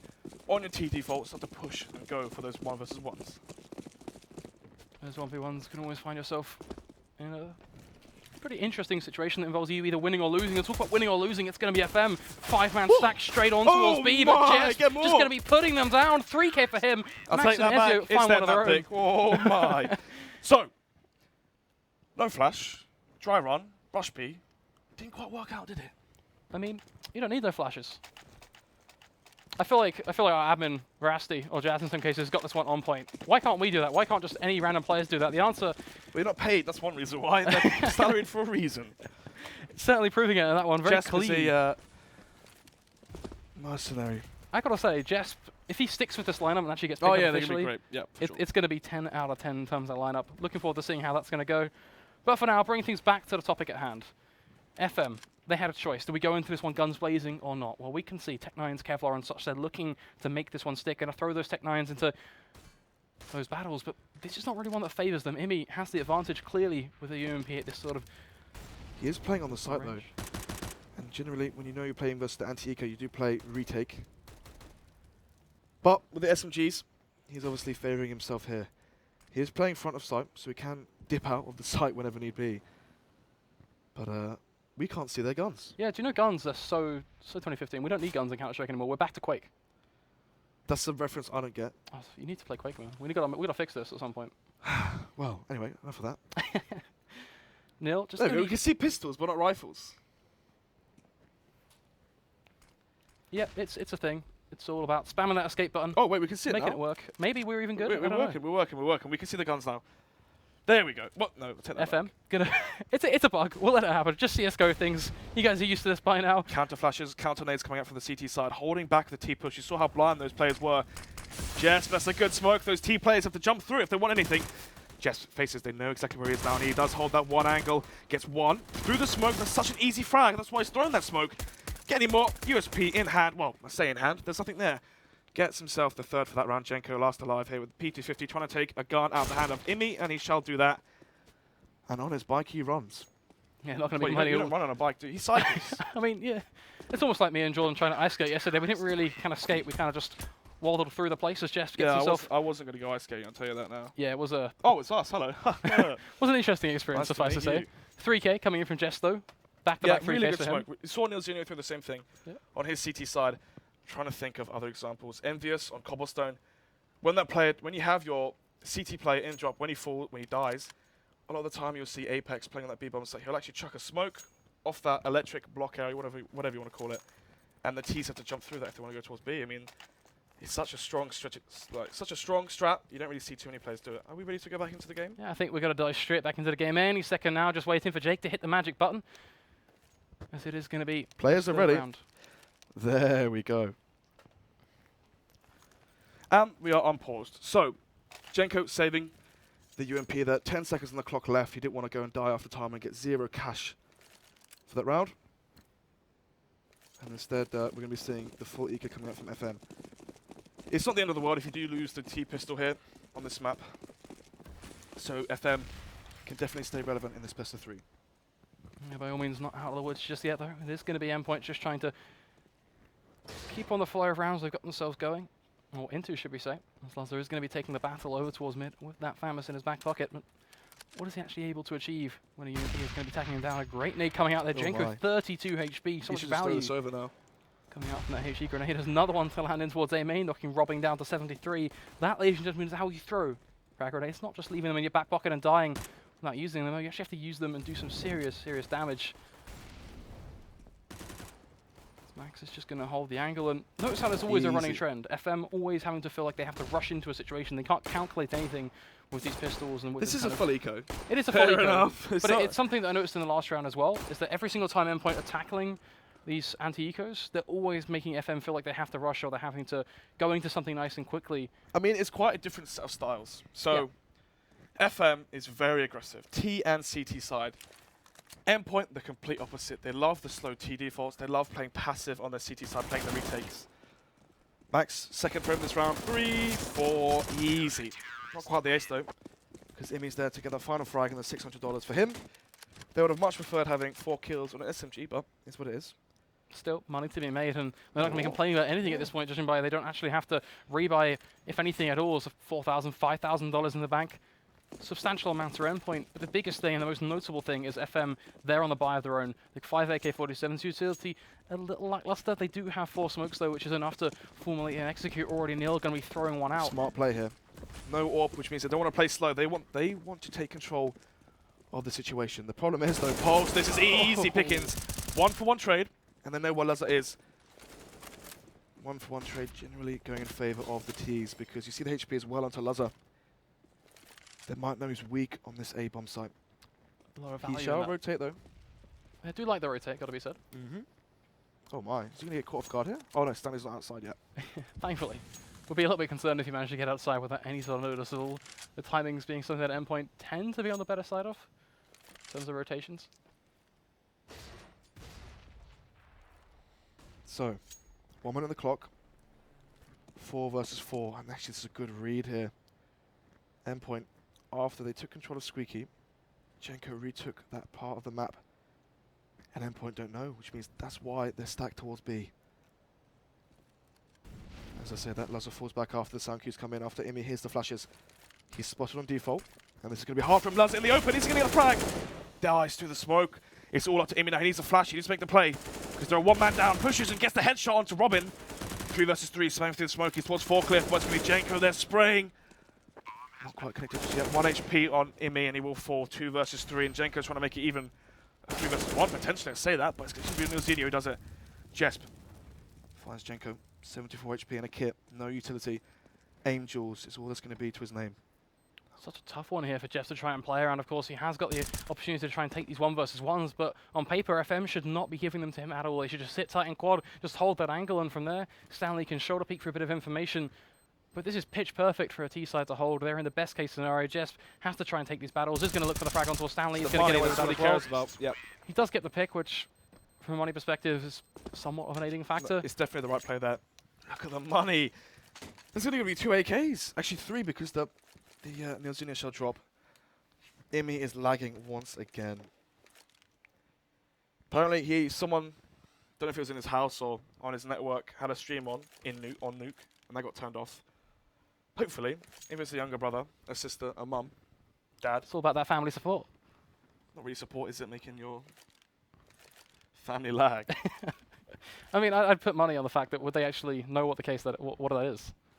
Well, one problem I have as well is like if my sister's home and one of her apps updates on her phone, randomly I'll get a 500 ping while it downloads. Who knows? Just Nod's problems.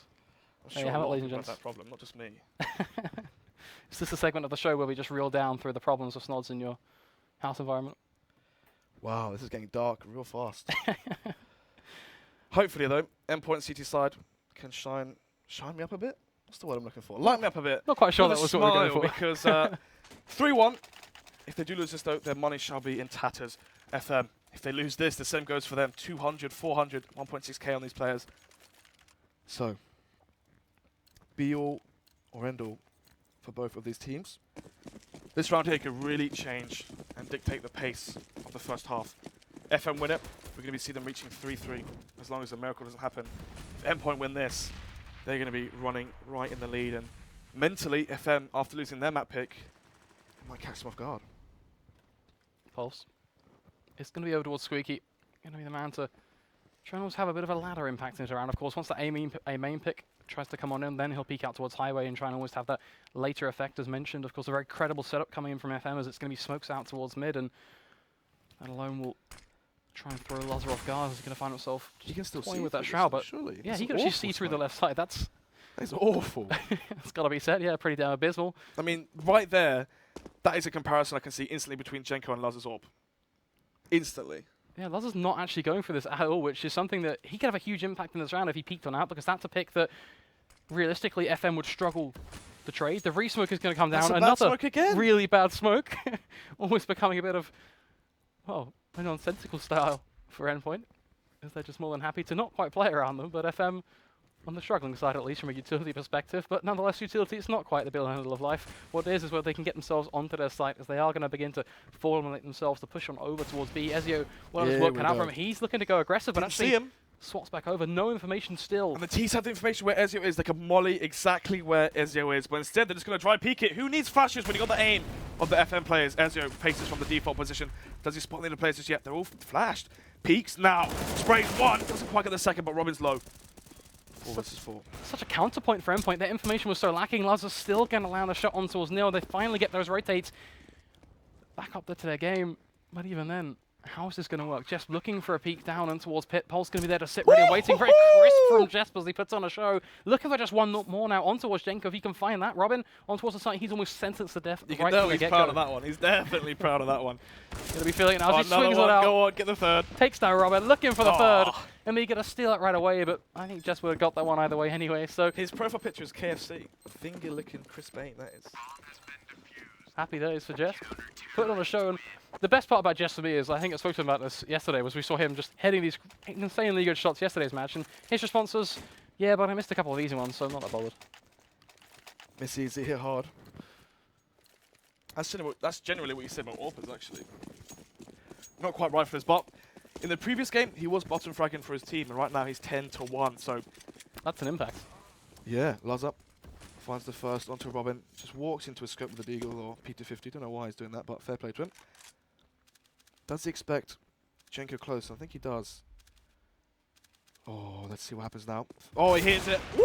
It's a nice flick there. Jenko falls. And already 2 frags for Lazat in that round. In this round, Max again on the A-bomb side, shelling down the T players as they go in on this on their low buys. I always feel like I do want to kind of make a point that Go on. Lazar had actually done that in the previous round where the smokes are bad. Could have seen. Ah, that's no, that's a bit BM. Come on. Could have been an interesting point in itself. I mean, the comparison I was making between Jenko and Lazar was one of the things I noticed about playing or watching Jenko play and playing against him is when there's a smoke down, similar to how similar to Phelps on Immortals, where to see a smoke, they almost know instantly, well, oh, there's a gap in this one, and they'll crouch just to the corner and try to get a tiny angle, even if it's just, you know, you can only spot half a foot. Yeah, I think it comes down to making that decision at the end of the day, doesn't Yeah. it? So I think we can, you know, you can pick apart certain parts. We can all kind of voice our different opinions on the way we'd approach the situation, but Ooh, nonetheless, it is the 0-0-6 on 5-1 Stanley. scoreline. Stanley, a bit of a rough one for himself as well, looking to not quite make a bit of a pickle of things. In fact, on the upwards trend in an ideal world, as it is going to be a quick boost coming out from FM. They look to find early advantage. Should we stand 0, dog? Because he's Problem even for got one Stanley frag yet. is that he wants to find a frag. That's besides the point almost, though, is the big thing is that... Oh, if he's he going to see that Molotov!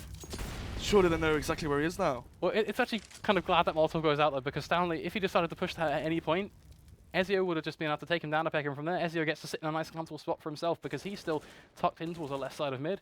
He can hold towards any sort of pushes that come through, and They boosted up Jenko the orb.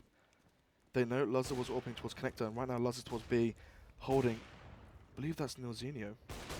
But enough of that, because it's going to be Ezio peeks up towards boost. Stanley still on 0 frags. Anyway, Ezio is still alive. And now Robin through the smoke gets him. Does he? Yes, he does. Trades and gets the second potentially, but Mighty Max secures the deal. The 1-for-1 trade's going in favor of the CTs. And Jenko, you see how he's trying to make the play. Oh, spots him. Don't reface that, Imi. There's no reason to. Molly goes through. That pulls back the players. And right now, this is dire situations for the Ts. They're trying to force the way out through a gap that's almost non-existent at this point as Neil tries to at least try and turn the hand of Max. He gets it as nice success, but Lazar, he's landing the shots now. He has woken up, gets the pick on towards Jenko. And that could be enough, brings it to a 2v2, but it's not quite one that is as close on paper because Jesper's position, he could win it all on his own as he finds the first. The smoke is going to get blocked, but Neil is going to be taken down in the smoke, and that alone really wins them the round. But Lazar's pick there actually had a lot of value to it. Yeah, Jenko was holding exactly where Jenko was holding Car. As he unscopes, Lazar peeks him and does take him down. So 6-1, money on FM's side. I don't think it's looking too bright. Yeah, Jesper A-main as well, not going to knock his play. 12-1 currently for him, and a lot of those having these huge impacts. You kind of look at that double kill there, closing out that clutch. Oh yeah, it's definitely impact frags. I don't think he's even had one eco. From what I've seen. Yeah, it's all been Lazar honestly and, not surprised by this. Lazar and Max and Imi. Mm. So, 12 very crucial kills, and you can tell by the scoreline, 6-1. Jenko, no armor, he's going to be buying that up into the next round. It'll be interesting to see how he changes his game. He knows he's playing versus Lazar, who's not going to peek into him. So, does he try and go to the opposite side of the map there, where Lazar is? Or does he try face Lazar himself, and actually Imi with the Hawk versus a full eco? This is quite strange. Anyway, though, Max is going to take 1, 2, that's a nice headshot. Does he get a third? No, he doesn't. Let's leave the door wide open for FM though to get that bomb plant, which is a huge win for them in the grand scheme of things, because not only that, they've got an AWP, they've got an M4 on towards Stanley. This is happy days almost. For forklift? Oh, I like this. Mollies go through to quad and forklift. I don't think they've smoked their main though, and you can see all those players burning. Jenko does fall with the orb. Stanley as well peeks. Does take the kill, but Lazar gets the trade. And now we're looking at Jesper to get that final kill. And those set Molotovs all together with the flash. Great teamwork there. I mean, you can tell these players have definitely been drilled in. Yeah, I was going to say, the flash actually made those Molotovs have the value that we wanted to see, because the minute that last flash goes out from Jess, straight over towards that back of that site, blinds the two players from quad. They're already mid-cross, which means that Jess gets to pick down one, get one, potentially even the chance for a second, and from there, everything just falls into place, and it's almost humble pie for us at this point, because as much as we may have sat here and kind of almost bewildered endpoint at times for a couple of decisions. Woo! That's a fast one. They're still making it work 7-1 from them, but FM, as we see from Jenko, they're not asleep. They are still going to be well and truly awake and still fighting. Jenko does get that quick pick on towards mid, but it's just a pick. It's just an advantage. Doesn't even peek off the flash, so right now he's expecting Jenko to rotate there. Instead, he will be boosted. Oh, Jenko just shows off. Did he mean to do that? He didn't mean to do that. Uh-oh, he's not happy with that. And now they smoke off the angle. Oh, no. That gives the read right back into the side of the CTs, as they may have one man down, but they have information to play with. I mean, I'm not quite sure what's on the top of the screen. Lazar didn't want to peek main because he was worried that Jenko was holding with the orb. And now this shot there, you can see already, Max has pushed A main. That shooting the orb once changes the whole round, and now they're going to collapse on them from all angles. Here we go, Jess holding the B main angle. He's got so many impactful frags, but doesn't quite connect anything there just yet. Oh, the Molotov going down as well. It's just perfectly timed. It means they volley. have to push on through, though. It's still just not enough to block off the site, though. The flash is going to be enough for Ezio to get the free peek on out. Jenko looking to go aggressive with his pistols. Should be able to punish Ezio, but there's still enough time for the CTs to find those picks. The bomber's going to go down. It is a 3v3 retake. This is hard retake for the CTs right now. Lazar gets naded, and actually this might be the Colby! Oh, he goes down! Stanley finds him 2 versus 3 right now. My eyes ever so drawn towards Max's position, because this is pretty much make it or break it, but it's going to be smashed into the ground, unable to get it to work. And FM, they will call around out of the dirt, get themselves to 2, but in a very, very clear but. If they think that it's just another one where they can stroll on through now, okay, we've won around, let's just smash down their economy. No, it's not going to be that easy. Endpoint, they have 11,000, 12,000 money, so much in their bank. So, An easy one for them to buy back up through. FM losing this one. Actually, yeah, so if FM loses one, the money won't be too strong. But Jenko can try and get the first frag, yes he will. Good respawn, catches Ezio dropping into checkers.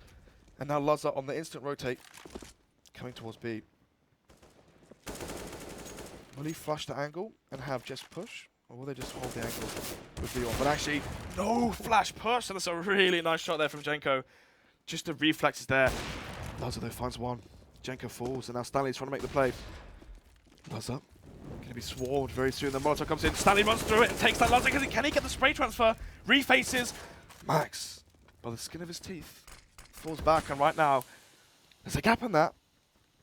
But Smokes. Imi can't release. Oh, yes he does. Neil falls, he spots another foot, and one failed smoke. Suddenly makes this round winnable. You saw Max going for the save there, and now he's been tagged up to 34 HP. We might just see the save come in. That's the sound cue of the jump, but Pulse, he's not having none of it. Obviously, Max and Pulse going way back in terms of history, playing on FM. Funnily enough, it's Max playing against him right now, and currently is a map up and 7-3 in the lead. Yeah, very workable scoreline for FM, though, it has to be said. Went from what was a 7-1 to a 7-3, and one that is rapidly changing. Of course, you have to look towards Endpoint's economy. Ooh. It's going to be on the Observer, if we can get that up. the running down side. Actually, enough of that because we need to focus on this. Does Imi save the M4? Timing! Spots him, sprays him. Yes, he does get him. So the players are outside Squeaky, so I don't think there's enough time unless Stanley just literally comes charging in. Imi, why are you facing? Emmy, if you just stayed on towards lockers. Oh, there's still time. Okay. There's still sort of time, so not really the worst call. I mean, That's 50-50 in my eyes. So, 7-3. Right now, FM have realized that B is the weak point for Endpoint. Weak point for Endpoint. I mean, this is the economy as well that I wanted to touch on, was as much as that rifle being saved would have been useful, it doesn't really change too much. At Endpoint, they still are able just to squeeze out through pistols. Yes, they had this huge bountiful economy, but off the back of what they were buying up and how much investment they were bringing on in, they weren't going for these light buys. They were getting every single thing they could, every pistol upgrade here and there, and it's cost them. Definitely. Slow T default coming out. Waiting for the pushes of Endpoint, but you've got to understand Endpoint hardly ever push. Well, the passive setup. Nice and easy frags there for Pulse. Neil's doing it as well to get the second. Lazo. This is a close angle with the CZ. This is where you want to find this weapon. One. Doesn't quite get the second. That's a nice trade there from Pulse. Pulse actually stood in for Endpoint as well. I forgot to mention that. Yeah, I gotta say, there's a lot of history between most of the players, though, isn't there? Mostly because they constantly fold, but enough about that. We You know spoke what? enough about card games. Yeah, we spoke enough about card games, even though the UK scene does fold more than a deck of cards. Oh. Jenko, gotta give it to him. The amount of initial picks he's been able to find. I would say right now for me, that's just a good point. I mean, Jenko's been getting the picks. Oh, not I for mean, much longer though. Max gonna take it right out of his hands. He wants to make the play. That's fine. You're 7-4 down. If you are losing those rounds, the problem is though, with the momentum right now in FM's favor, just do what's working and win. I mean, this is one huge point. You always talk about, you're talking about Jenko, you're talking about Lazo. As much as we may want Lazo to go aggressive, the one huge upside to him not necessarily going for this playmaker role. He never dies. He doesn't die, which actually there is a lot of value in that for Endpoint in these situations. Max is on 15 HP, but practically every other player intact for the most part, so they are not complaining.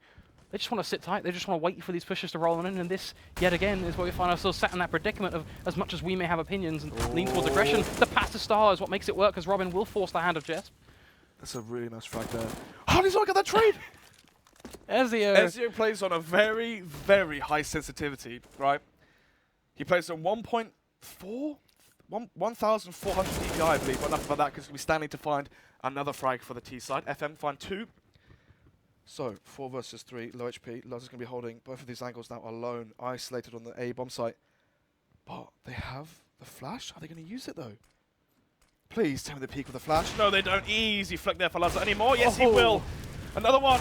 Oh, doesn't quite get it though, but he's still alive. That's all that matters. The smoke is bad on Highway as well, so he actually can get the information if he goes for it on towards that split push coming from Highway, which doesn't even need to, as Ezio comes in from behind, stabs his knife basically in towards Stanley because there's no hope for him at all in that situation. But if there's anyone you want in this situation on Endpoint side, sorry, on FM side, it's Nilzinho. We saw what he did to CEX. Yeah, gonna be this able is to make clever. it work. They're playing around the right side of that They're box. together. Oh! What? Let's get a second. Spots him, but Ezio, this time he's on the ball. Gets that final kill. That would have been such a different round if So Neil close. made the assumption that they were going to be both together. He just assumed they'd play it smart. They would go separately from 2 different angles and secure it for themselves. So Robin just typed, so apparently Ezio was swapping his guns. I think, you know, you have that tick where you just like press 3 on 1. maybe to spot your nades. I do it personally when I forget what nades I've got left. I feel like that's just a generic thing that a lot of people do nowadays. Yeah, Whether to blame it on I that, forget what nades I've got because I'm an idiot, I just press that button. I don't know. There's always that option to show you HUD at all times. So, Imi now mid this time, not Lazza. And he will smoke off the default area. And Pulse, sorry, Robin and Co will charge up over boost. And now, Lazza's low HP, not too sure how he got there. But, we'll throw over the M4 to you want that M4 on chest right now. I mean, he is 15-5. Hello. There we go. It's a tap, mate. You know what we should do? We should have a general rule of thumb that it's just unbuying console. We don't need no console key. Robin is going to be looking just right through connector and right through highway, just to see if a head will peer on through, and from there, potential for a quick one tap right to the cranium, but nothing so far. Max is just going to be sitting tight on those boxes as well, so I do like the play on both sides of the board, but it has to be said, the change up from putting that AWP in towards mid and up towards A, it's actually worth its weight in gold for endpoint, because Lazza is a lot more useful in terms of that position. The one counterpoint is this B-site push, and he has to try and make something work on that retake. The push is going to begin. Sorry, we saw before the endpoint's weak side was the B site. Pulse though, full blind. Ed's just going to reface. Troy Jeff, the only M4 goes down, but it's going to be the trade frag from Mighty Max, spamming through the smoke. The HE nade goes in. Oh, it's not even the nade. DAK, fair play, mate. 2 versus 4 because Robin did kill Max, and sorry to cut you off there. I just really wanted to speak about how endpoint's weak point has been the B site, and once again, the old faithful go towards B has worked. You do love your points. Gotta say, Lazza and his AWP. We were talking about how strong it is on A. On the retakes, yeah, not really what you're looking for. You can't be in the exact. I mean, no, I'm not saying it's him specifically. Whoa. I'm making the point that how they changed their setup from mid. Yep. Which they wanted to put less pressure on mid with the AWP. They adjusted it on towards A, which I think, as I mentioned before, a good play. One default that Ufrag do, which Adam calls, which I do personally like, is at the start of the round, have the AWP play connector or towards white box, hold boost, hold mid, whatever, right? If there's nothing that happens mid, then the AWPer makes a decision to go A or B, right? So why is that good? So far, we've only seen FM rush on their full eco buys. Apart from that, they are playing the slow default, trying to get picks with Jenko's AWP. So if Lazza was to go mid every round, and then based off what he heard or what information he got from his teammates, then made the call which side to hit, he would be, you know, in position to get those early frags, and that's what you want from the AWP. But anyway, enough of that, because speaking about Jenko's AWP and trying to find picks, he spots Ezio, but only a P250 to his name. And Imi has an AWP. Why has Imi got an AWP when Lazza saved it? Not quite sure. I mean, he's pushed B, but surely, I mean, I don't want to say pushing B with an AWP is mechanically hard, but those are some hard, you know, shots if the players jump across. It's the flicks that you may have to try and land, which is saying, arguably where Lazza is going to be. You want the primary AWP to try and hit those, but enough of that. Jess finds a nice shot there onto Pulse. Robin will make Ezio fall 6 feet to his grave. Stand dog. Don't know how many frags he's on right now. We'll talk about that afterwards because Lazza gets shot right in the back. Oh, backstab. Nice in their regards. Robin as well from truck. Does find that frag, and now Max with the AWP in the 1 versus 3. It's a nice shot there. Takes down Jenko. Trying to make the best of things almost, but what can he do aside from Wait going aggressive? Perhaps a very risky play. Of course, does have a kit. No Kevlar, but I don't think that's going to play too much as the first shot. It's going to be the winning point for him, but the play from endpoint just to sit tight as a double up stack towards quad pretty much means that the impact of him getting that first pick is going to be much tougher, but they go for the boost, but he misses that first shot. He even gets a second chance, but Robin is going to splice on through. Earlier we're mentioning Stanley didn't have any kills, and right now he's top fragging. Suddenly, FM start winning all these rounds, and the player that's changed, the player that's woken up is Stanley. It's because he's abusing the B site though, which is 1-1 dog right now, isn't it? You kind of glossed over the point. We talked quite a lot about Lazza, but the real big, the kind of the meat of what we were trying to get at is that the B site has been the ever so hard point to try and do. And endpoint have always struggled to hold it off. Jess tries to go for a quick pick with the scout, unable to find the tags at all. And from there, FM now going to look to drop down this smoke. They're going to throw a couple of flashes out here and there, and this opens things back up for Stanley to find those shots. This is why we're seeing him frag, because the area of the map he's playing in his default towards is getting the job done in terms of weakness. He's a happy man. The job done in terms of weakness. They are definitely being exposed. So, we saw Ezio play headshot before, that's why he's mollied it. Faces, and now Hedges caught off guard. Where are you? See, it's almost textbook at this point. Stanley, he's getting the easy picks on the B site because they are struggling to hold things off. Jenko, he's going to sit towards heaven, just make sure that no counter push rolls on through. Jets is just 3 HP. That's not a number you want to be playing with. Max is going to push towards heaven. He gets shut down by Jenko. Stanley on towards Jess. Bit by bit, it's going to crumble. Loza needs to go absolutely huge. Only finds one. The trade ever so plentiful for FM. They get an easy round. Wow. I did not expect 8-7 when I saw 7-1. I think that judging by the way FM played it, it's almost repetitious. FM, they isolated the weak point, and endpoint didn't make a change. And we ourselves got stuck in a loop of almost reverting straight back to Loza, but Loza wasn't the core problem. It was the entirety of the team and the lack of their adjustment. Never blame Loza. It's just yeah. The AWPer for a team is generally the good talking point. We speak a lot about Jenko, we speak a lot about Loza. One person we have to mention now is Stanley, because the difference he made on that T side later into the first half was huge. Early door push and early A main push, and for some reason we're looking at the wrong side. Hello, Robin. Just going to find himself a quick 3K. Don't want to be seeing that, though, as Jenko going to add into the mix on towards Max, as we're going to just find ourselves glossing over all the action, because Stanley ends it with a quick one-tap. 8-8 is going to be the scoreline. And a very nice pistol rolling in from the CT side. That was fast. What can you do? Anyway. It happens. Okay, it's fine. so 2 ways. Well, there's so many different things you can do on your CT pistol. One which some teams opt to go for when they think our aim is better than theirs. We have momentum. Is push either 1A playing retake, 1 mid, 3 push B, or 2 door, 2A main, and have 1 player spot mid and play retake towards B. Or sorry, 1 player B and play retake B. Anyway, the force buy coming up from endpoint, and now it's going to be pistols going 1-1 from both sides. Door open, Molotov out. Let's just spray through the smoke and Robin finds it. I do like that actually, holding the Molotov waiting for the squeaky door to open, but enough of that. Because Jenko charging on the site, wants the $600. Does get Loza. And he does get Max. Yes, he does. So, 1 round lead now for FM. Endpoint, we saw them whole first half being in the lead. The question is though, can they do what FM did and pull it back? What do you think in this case? Because I'm looking at those players. I'm thinking FM's got the momentum now. Personally, I think this will be closed out 16-12 FM. I think it's a given that FM are in the driver's seat, but you have to look towards those players of endpoint. I don't think they're guys that are just going to fall off the wagon once they start, getting behind. I do see them still remaining competitive, so getting another couple of rounds here and there is certainly something we can expect. But it's that narrative of, okay, are they actually going to be able to contest the scoreline? Because, say for example, they sit tight now, we go in for that first buy. Yep. There's always a chance that we could see some just very quick aggression coming out from endpoint, which could catch FM. I mean, a massive X factor and thing that made a big difference on the CT side of endpoint was Jesp. 15 frags, none of them eco kills, purely impactful kills, right? Imagine if some of those.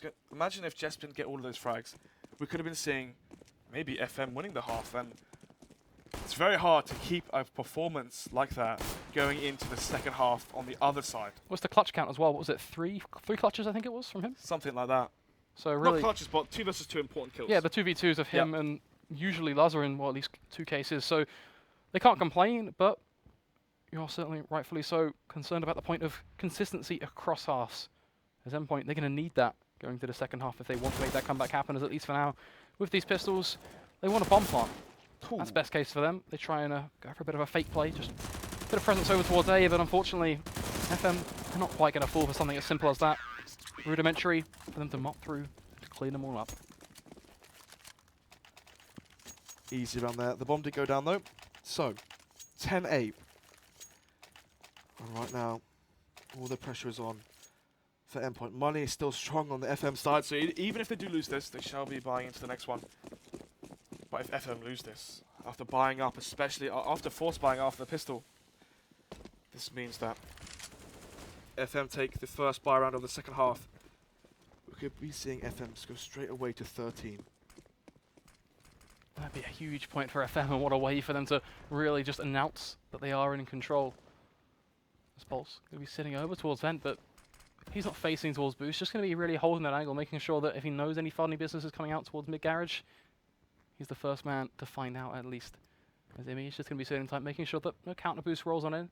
So overall, 2 very solid defaults coming out across the board, but something that's somewhat weird is we're not really seeing any faces, which is, means a lot of information, lackluster on both sides yet again. Where is that first pick going to come?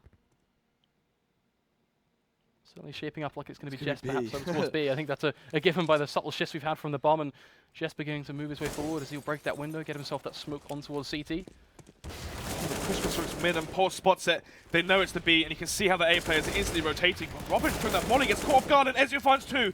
Pulse falls as well. And now they can slow this round right down because they have a 2-man lead. Playing the trade game now.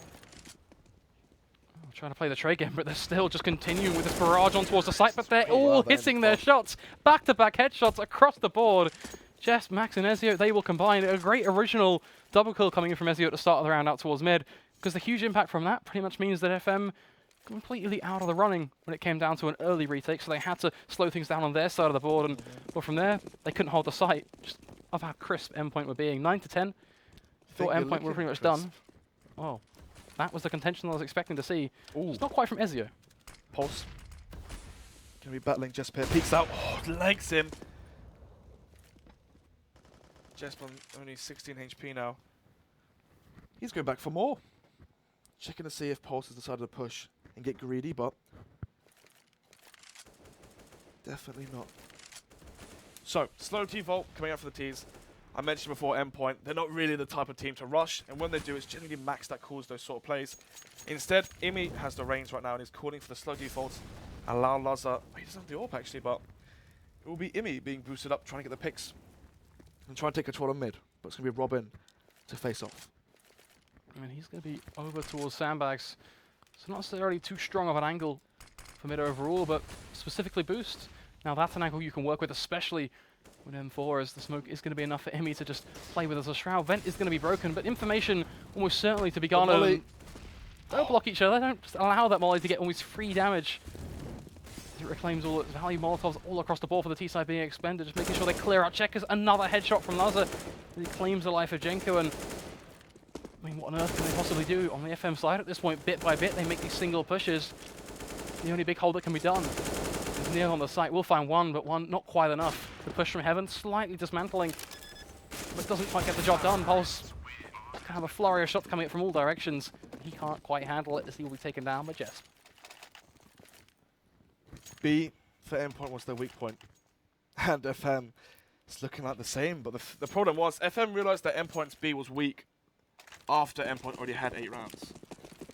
Endpoint is picking those players apart on the B site. There's only been 5 rounds played. So the realization could actually play a big factor here. Jenko holding that tiny angle underneath the railings of Connector will fall because Ezio knows about that position. Robin was here last time, but Robin's not here right now. So the molly, futile. But smoke towards Connector, there's 2 players there. Will they peek? Yes, they will. But they all 3 of them face. I like the idea, but the execution doesn't quite work out. It's going to be standing there with the 4. My God, that's another kill as well. 2 kills found. Don't know why I'm getting so hyped over that. I thought there were more C2 players alive, to be honest with you. But damage done to the economy is damage done. I did kind of have a quick question for you in regards to Ezio, because a lot of people miscategorize Ezio. They kind of mark him down as various types of player. Where would you put him overall? Because I have a question leading off the back of this, but... Okay, wait. Are you talking... Is he an entry fragger? Is he support? Where would you sit him towards? Okay, no. Ezio shines in the clutch plays. The 2 versus 2s, the 1 versus 2s. That's why originally I had a problem with the lineup of Endpoint, because it felt like the roles were so jumbled up. Ezio was entry fragging, and he felt and looked so out of place. But with the addition of Jesp, Max as well stepping up from that entry role, I've definitely seen Ezio be revitalized. So certainly an intriguing point, and I can see the whole clutch aspect, but it has to be said, just from looking at him play, at least in this matchup, he's been ever so crisp in terms of just walking into the B site, constant one-taps on towards headshot, always finding that frag at the back of the site. He may well be that clutch player, but he's still got some entry fragging roots within him, enabling him to step up in this. Yeah, maybe also the experience he had before just joined. Oh, when you have to play a role, it comes a lot back to it, doesn't it, at the end of the day? It was like Team Liquid before Simple joined, where they had the mismatch of who wants to be the entry, who wants to be the AWP, who wants to be the RGL, all those problems. It was Max one day, Inni one day. Just pick a role out of the hat. Yeah, but right now, we've seen how different, well, personally, I didn't cast them for 3 weeks, and over those 3 weeks, they look very different. Now they have their assorted roles, looking very comfortable and playing very well. And speaking about Ezio and his one-taps, Robin falls. Not quite a one-tap, but headshot, nevertheless. And it will be the frag, but low HP on him, so Ezio joins him, though. Sorry, not Ezio. Nilzinho joins him at 19 HP on that B-bomb side. He's going to be the one tested.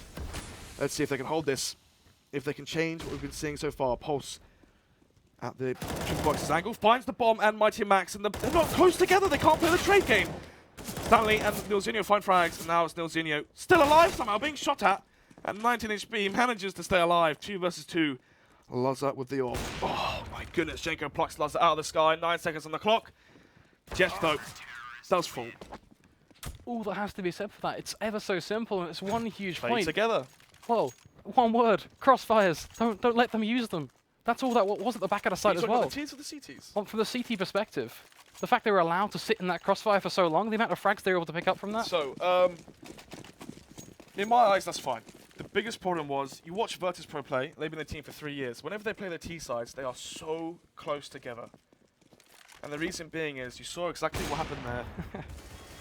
The trade frag didn't come in to Pulse, and he's able to get 2 frags, or 1 frag and damage the other player, and then Nilzinho cleaned them up. The problem is, if you had that instant trade onto Pulse, that would have been so much harder for Nilzinho to find multiple frags. But enough of that, because Jenko plays aggressive, and it works out for him because Imi falls. Jesp trying to make it 4 versus 4, and he does just that. They'll be looking for the frag yet again on towards this B site. It is the same old, but there is going to be something lacking in the team play on the back of the site. No Might not be way. present, but it is going to be Robin. The free peek in towards Vents, eventually going to be punished by Ezio as he swings back in with the lurk over towards mid.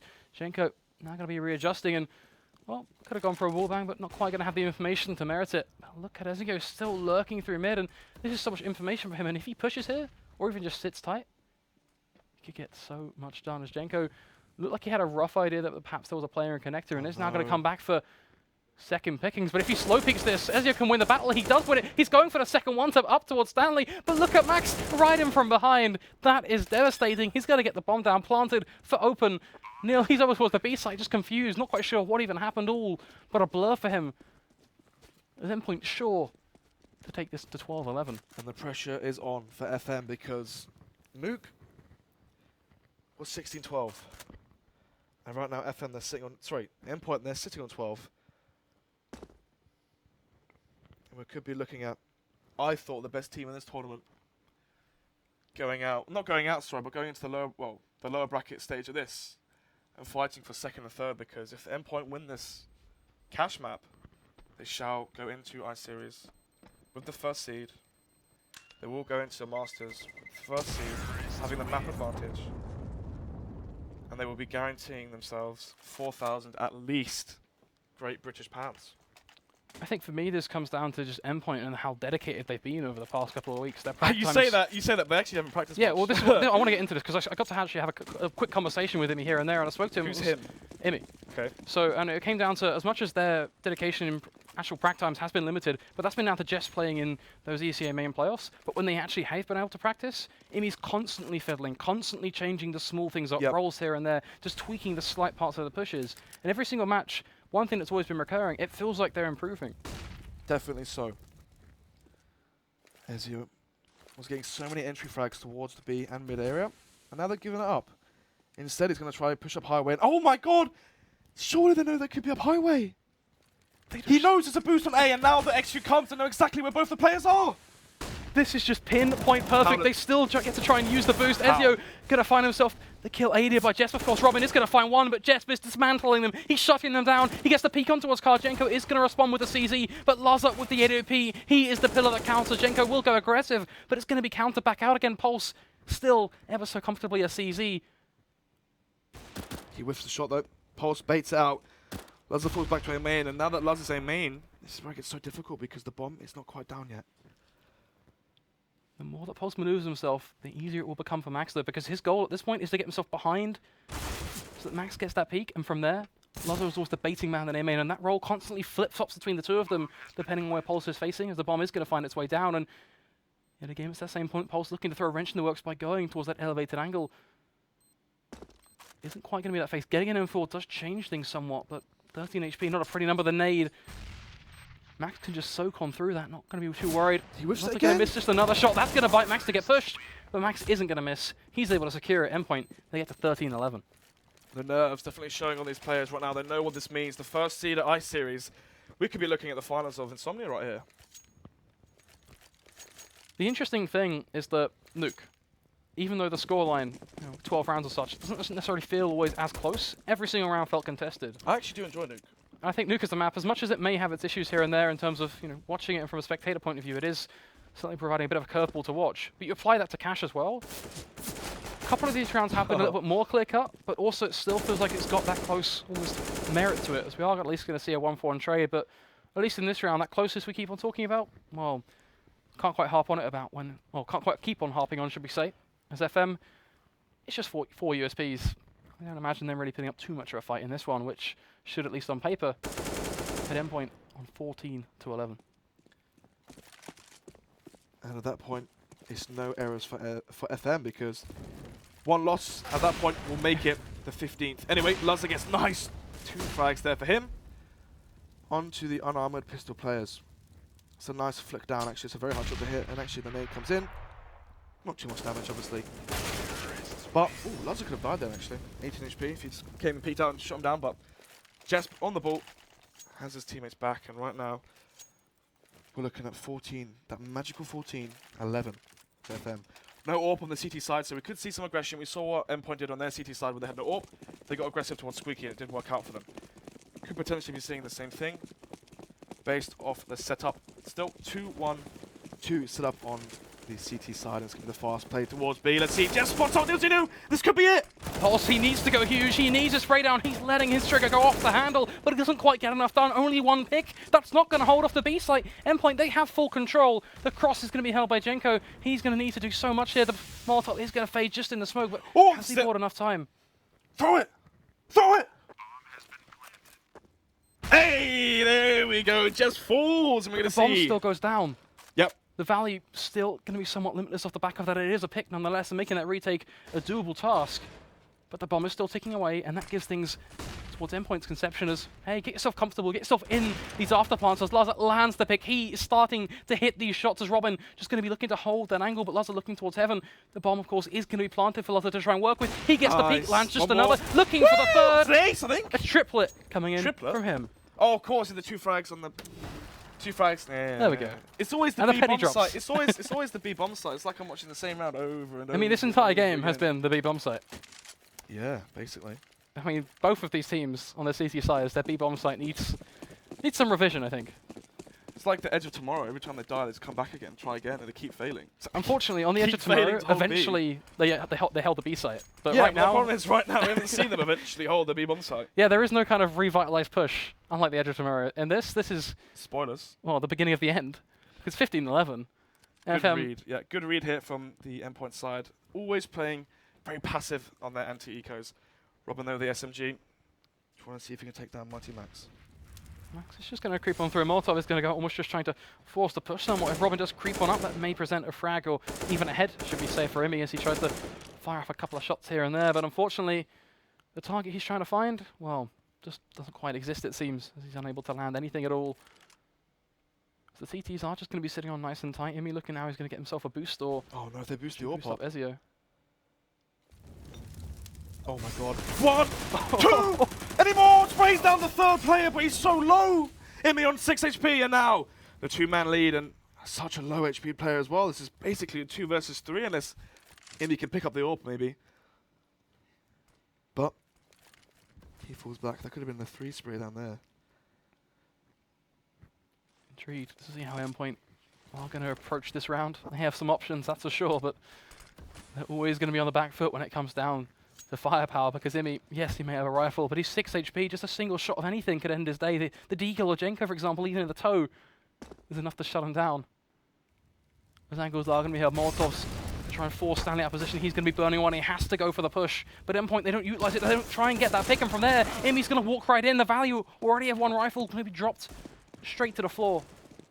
There's 5 seconds on the clock. If they just drop this bomb plant, this is going to be it. Oh, the Max 7-1. Does he get the second one? Yes, he does. That's 1.8k in the bank. Sealed and dealed. 15-12. I mean, the money is still going to be strong on the effort on the Endpoint side. We after talked about winning this so many rounds in a exact row. same scenario on Nuke. It was such a similar scoreline of, okay, it's 15-12. The comeback may actually be on the cards. And then they lost it. And then they lost it. Look at the money on. Do you think it's going to be different? I have to ask. Well, I thought FM was going to win it after what I was seeing happen after the second pistol. Endpoint had to shut Metler because Ezio... We saw Stanley wake up and start fragging towards B, and Ezio did the exact same towards B and mid, so... Ezio definitely shutting me up there. Robin going for another push. Lazar holding this angle. He does love to hold this for ages and wait for the jiggle peak. Especially when you're online, you have that 40 ping, that's 40 extra milliseconds for the shot to work, so...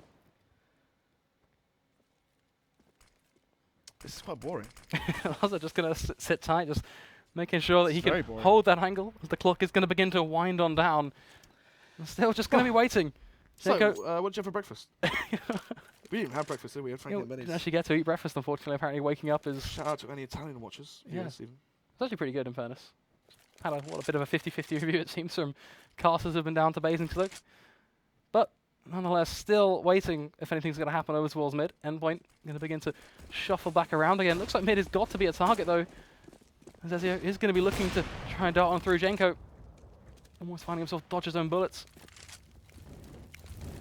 Ezio going to throw out a Molotov towards Highway. But it is still just that same old moot point. Eventually, Ezio gets the pick on towards Nil. Timing, a fruitful factor. But it has to be said, timing is not the be-all and end-all of life, as Robin is going to try and find this quick trade, just pre-aiming straight for Imi, and then easy frag for him, but straight back towards Ezio. Ezio is playing so well so far. Max as well going to catch up course on the rotation towards A. The lights are on, production think it's up, and this kill from Ezio. Oh, that's it, done and dusted. 1 versus 4. Jenko will fall. Endpoint 2-0 FM, and they've got the first seed at Ice Series, and they must be very, very happy with that. I don't think they can be complaining at all, especially considering the team's roots, all the problems they've been having. Yeah, Probably one all of the the teams. standings, and finally wants to have a set 5. They really do show it. Well, fingers crossed they can keep this set 5 together. Of course, all eyes are on Jespen if he's going to be sticking with the team as a permanent 5th and such. He's but not on the team just yet. He's going to Ice Series with them, but how do you think Ice Series is going to go for them? That's a question. Land finals aside. Masters, let's be real here, after what Kaz showed yesterday, it's probably going to be Endpoint versus FM, and I'd really like to see that matchup again. For the Major LAN itself? I reckon it'll be 2-1 and Endpoint take it, based on what I've seen there, plus they'll have more time. I feel like time is such a big factor here, because the more time Endpoint have, the better they'll be. FM might plateau. Or, I mean, this core has been together for a lot longer than Endpoint's has, and we've seen the improvement on Endpoint's side definitely skyrocket that. Well, who knows? We are going to find out, of course, as we come into what will be our second BO3 of the night. Right back with you just over at 9 o'clock.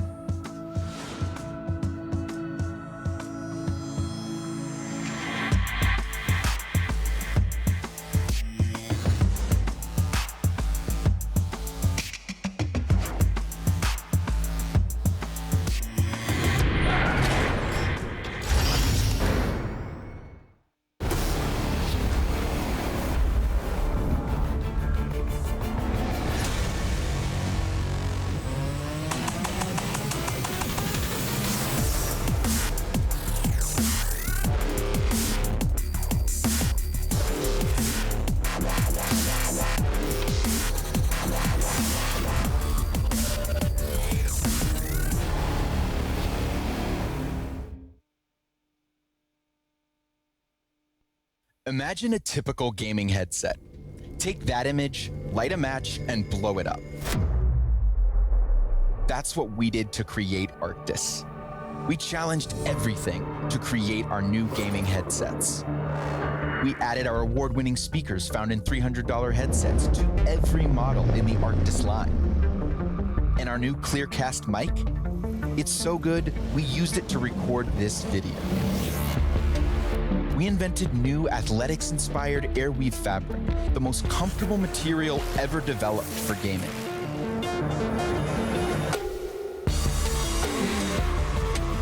It's time to reset gaming.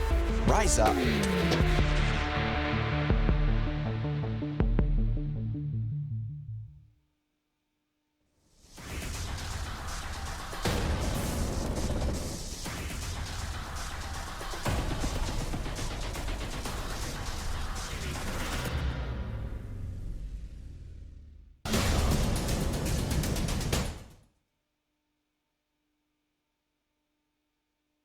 Alright, so a while back I sold out to Game, who paid me money and gave me a load of free stuff just for mentioning their deals on my channel.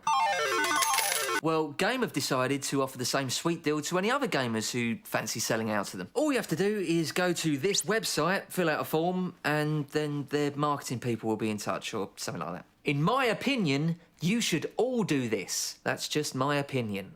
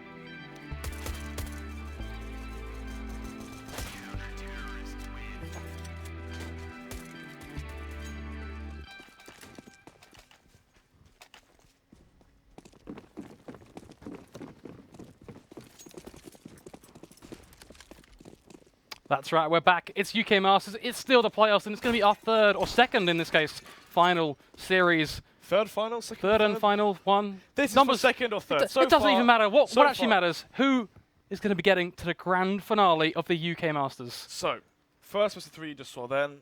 What's important, obviously, the winner of that has now qualified for Insomnia. Everything paid for, hotels, tickets, Stuff. everything just really. things. Not food though, but I mean, you know what? They like what it Subway. is. They can embrace the inner Subway. yeah, they can spend £9 for a £7 Subway, whatever they say, whatever they advertise it for. Anyway, Endpoint qualified, and that means they shall have the first seed at Insomnia as well, so that's actually quite huge when you go into the playoff bracket. But this best of 3 though. Kaz versus FM. CEX losing the best of 3 last night, or yesterday morning, should I say, or this morning, sorry, to Kaz. And one of the reasons FM picked Cobblestone, obviously, was that CEX actually managed to beat Kaz on Cobble after Kaz picked it. So going into this one, bit of confidence, but at the same time, we saw the difference that Adam XO brought between days when you play the same map, Train, for example, and Overpass. Do you think Jacob could do that with his boys here? His boys in blue? Kaz? In orange right now, still on the east side, but... I mean, apparently we can't do numbers, nor can we do colours, but nonetheless, I think Jacob, it really depends on how much he's willing to tweak. Does he want to go for the Old Faithful and do a bit more of the same and just kind of believe that they can get it done? Or does he want to do those minor tweaks? You know, I look towards Imi, we kind of talked about a fair bit in their last series. He was the man making those changes. Very clinical. I think Jacob could be the sort of IGL that lets the small things slide. But enough of that, because we've already got 2 players going fast speed plat. Stanley here, holding the line. Does he spot the play, jump out? MCK misses the jump and just walks and falls straight into Stanley's USP. Roma and Nilzinho. Oh, so many flurry of frags. It's going to be FM winning it so far because they're still the 1-man advantage. But Jenko is taken down, so this is the 2 versus 2. Jenko taken down. Now it's Jacob and Ozzy in the 2 versus 2. We love ourselves a 2v2 as they are going to try and make the best of things, but Pulse exceptionally Chris takes the life of Jacob as now Ozzy looking to find himself the reversal, pushes back up onto his platform. That's it. We spread way too thin. There is no way he's going to be winning a gunfight in that circumstance. Just double peaked well and truly trying to side off FM, and that alone will secure them the pistol round, and now they go into things. Happy days, UMPs, M4s galore. I mean, if MCK managed to jump out of the smoke there through the crack, could have been a very different round. If Stanley was pressured, he couldn't help out drop there. But instead, MCK misses the jump and falls to his death. And that really does make a massive impact into the round. And now they do play 2A, expecting Kaz to approach this A bomb site. It's a good read. And the Xenia as well on the CZ, because he's going to be AWPing later on. We hope so anyway. Hopefully that's why he's got the CZ. We certainly can hope, as it is going to be Kaz just looking to build up a whole lot of aggression. Now this boost from Stanley going to play a pinnacle factor. Some of the CT side making this hold, but oh no, Kaz, they've made a change. They decided that mid is their target, heading straight up through that ramp, and that's walking into the crosshairs of Stanley. He is going to get shut down by MCK with a quick flick to his cranium, but is that going to be enough now? Is the information well and truly going to be garnered? A quick rotate coming in from FM straight through these doors, and this is just a playground. Jenko going to find one of his own, but Dream, another headshot. Ozzy, just another. What is happening, Kaz? How on earth are you getting away with this? Jenko, he's the last man remaining. He's in a 1v3. This was a position that was so good for them. But they let it swing on away. Kaz, they find those headshots, they tap with those pistols. So, Stanley there, holding completely still. He gets 1 frag, but he stays still. That's such an easy frag with the pistols. 3, I believe 2 people with P250 just peeking out and they take him down.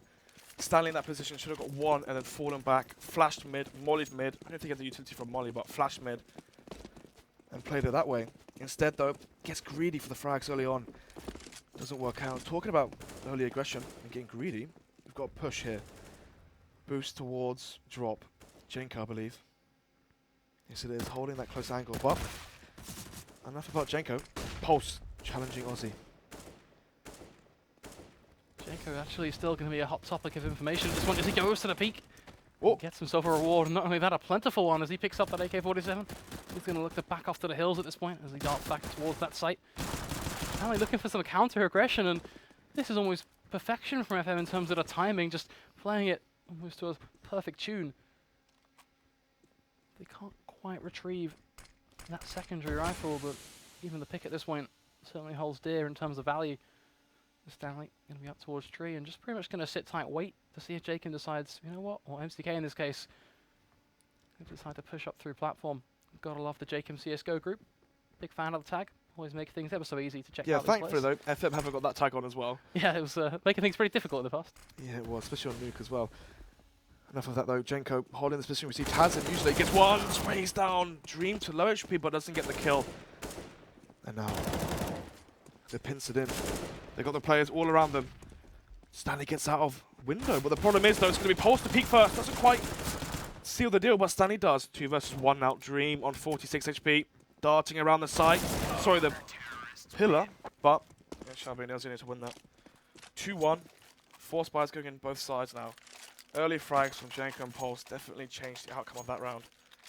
And we shall be seeing the 4 spy on Kaz. Have enough for an AK. Utility as well on Dream. Will they go for, well, will they? What I'd like to see is a play or a contact play towards B plat. Dream with the AK, have him lead in. Smoke plat, flash it, do the all-off smoke. Have Dream peek towards that B bomb site, take those angels and try and get the early entries there and try and find the openings that way. It's a little bit ideal, of course, just they're looking for that blow on towards the site, I think. Just that single blow does make things much more easier task for a T-side to try and penetrate their opposition, as FM, at least in this current predicament, seem to be much more well versed in outdoing the tango. Oh my god, get their opposition. Shenko will get one, but not quite getting out of secure a second, but it's still going to be a quick push. Roma, very impactful frag on towards Pulse. Look at Stanley though, he's looking to just pivot around, be this turret that can make the plays for the CT side as the push is once again going to be put on hold.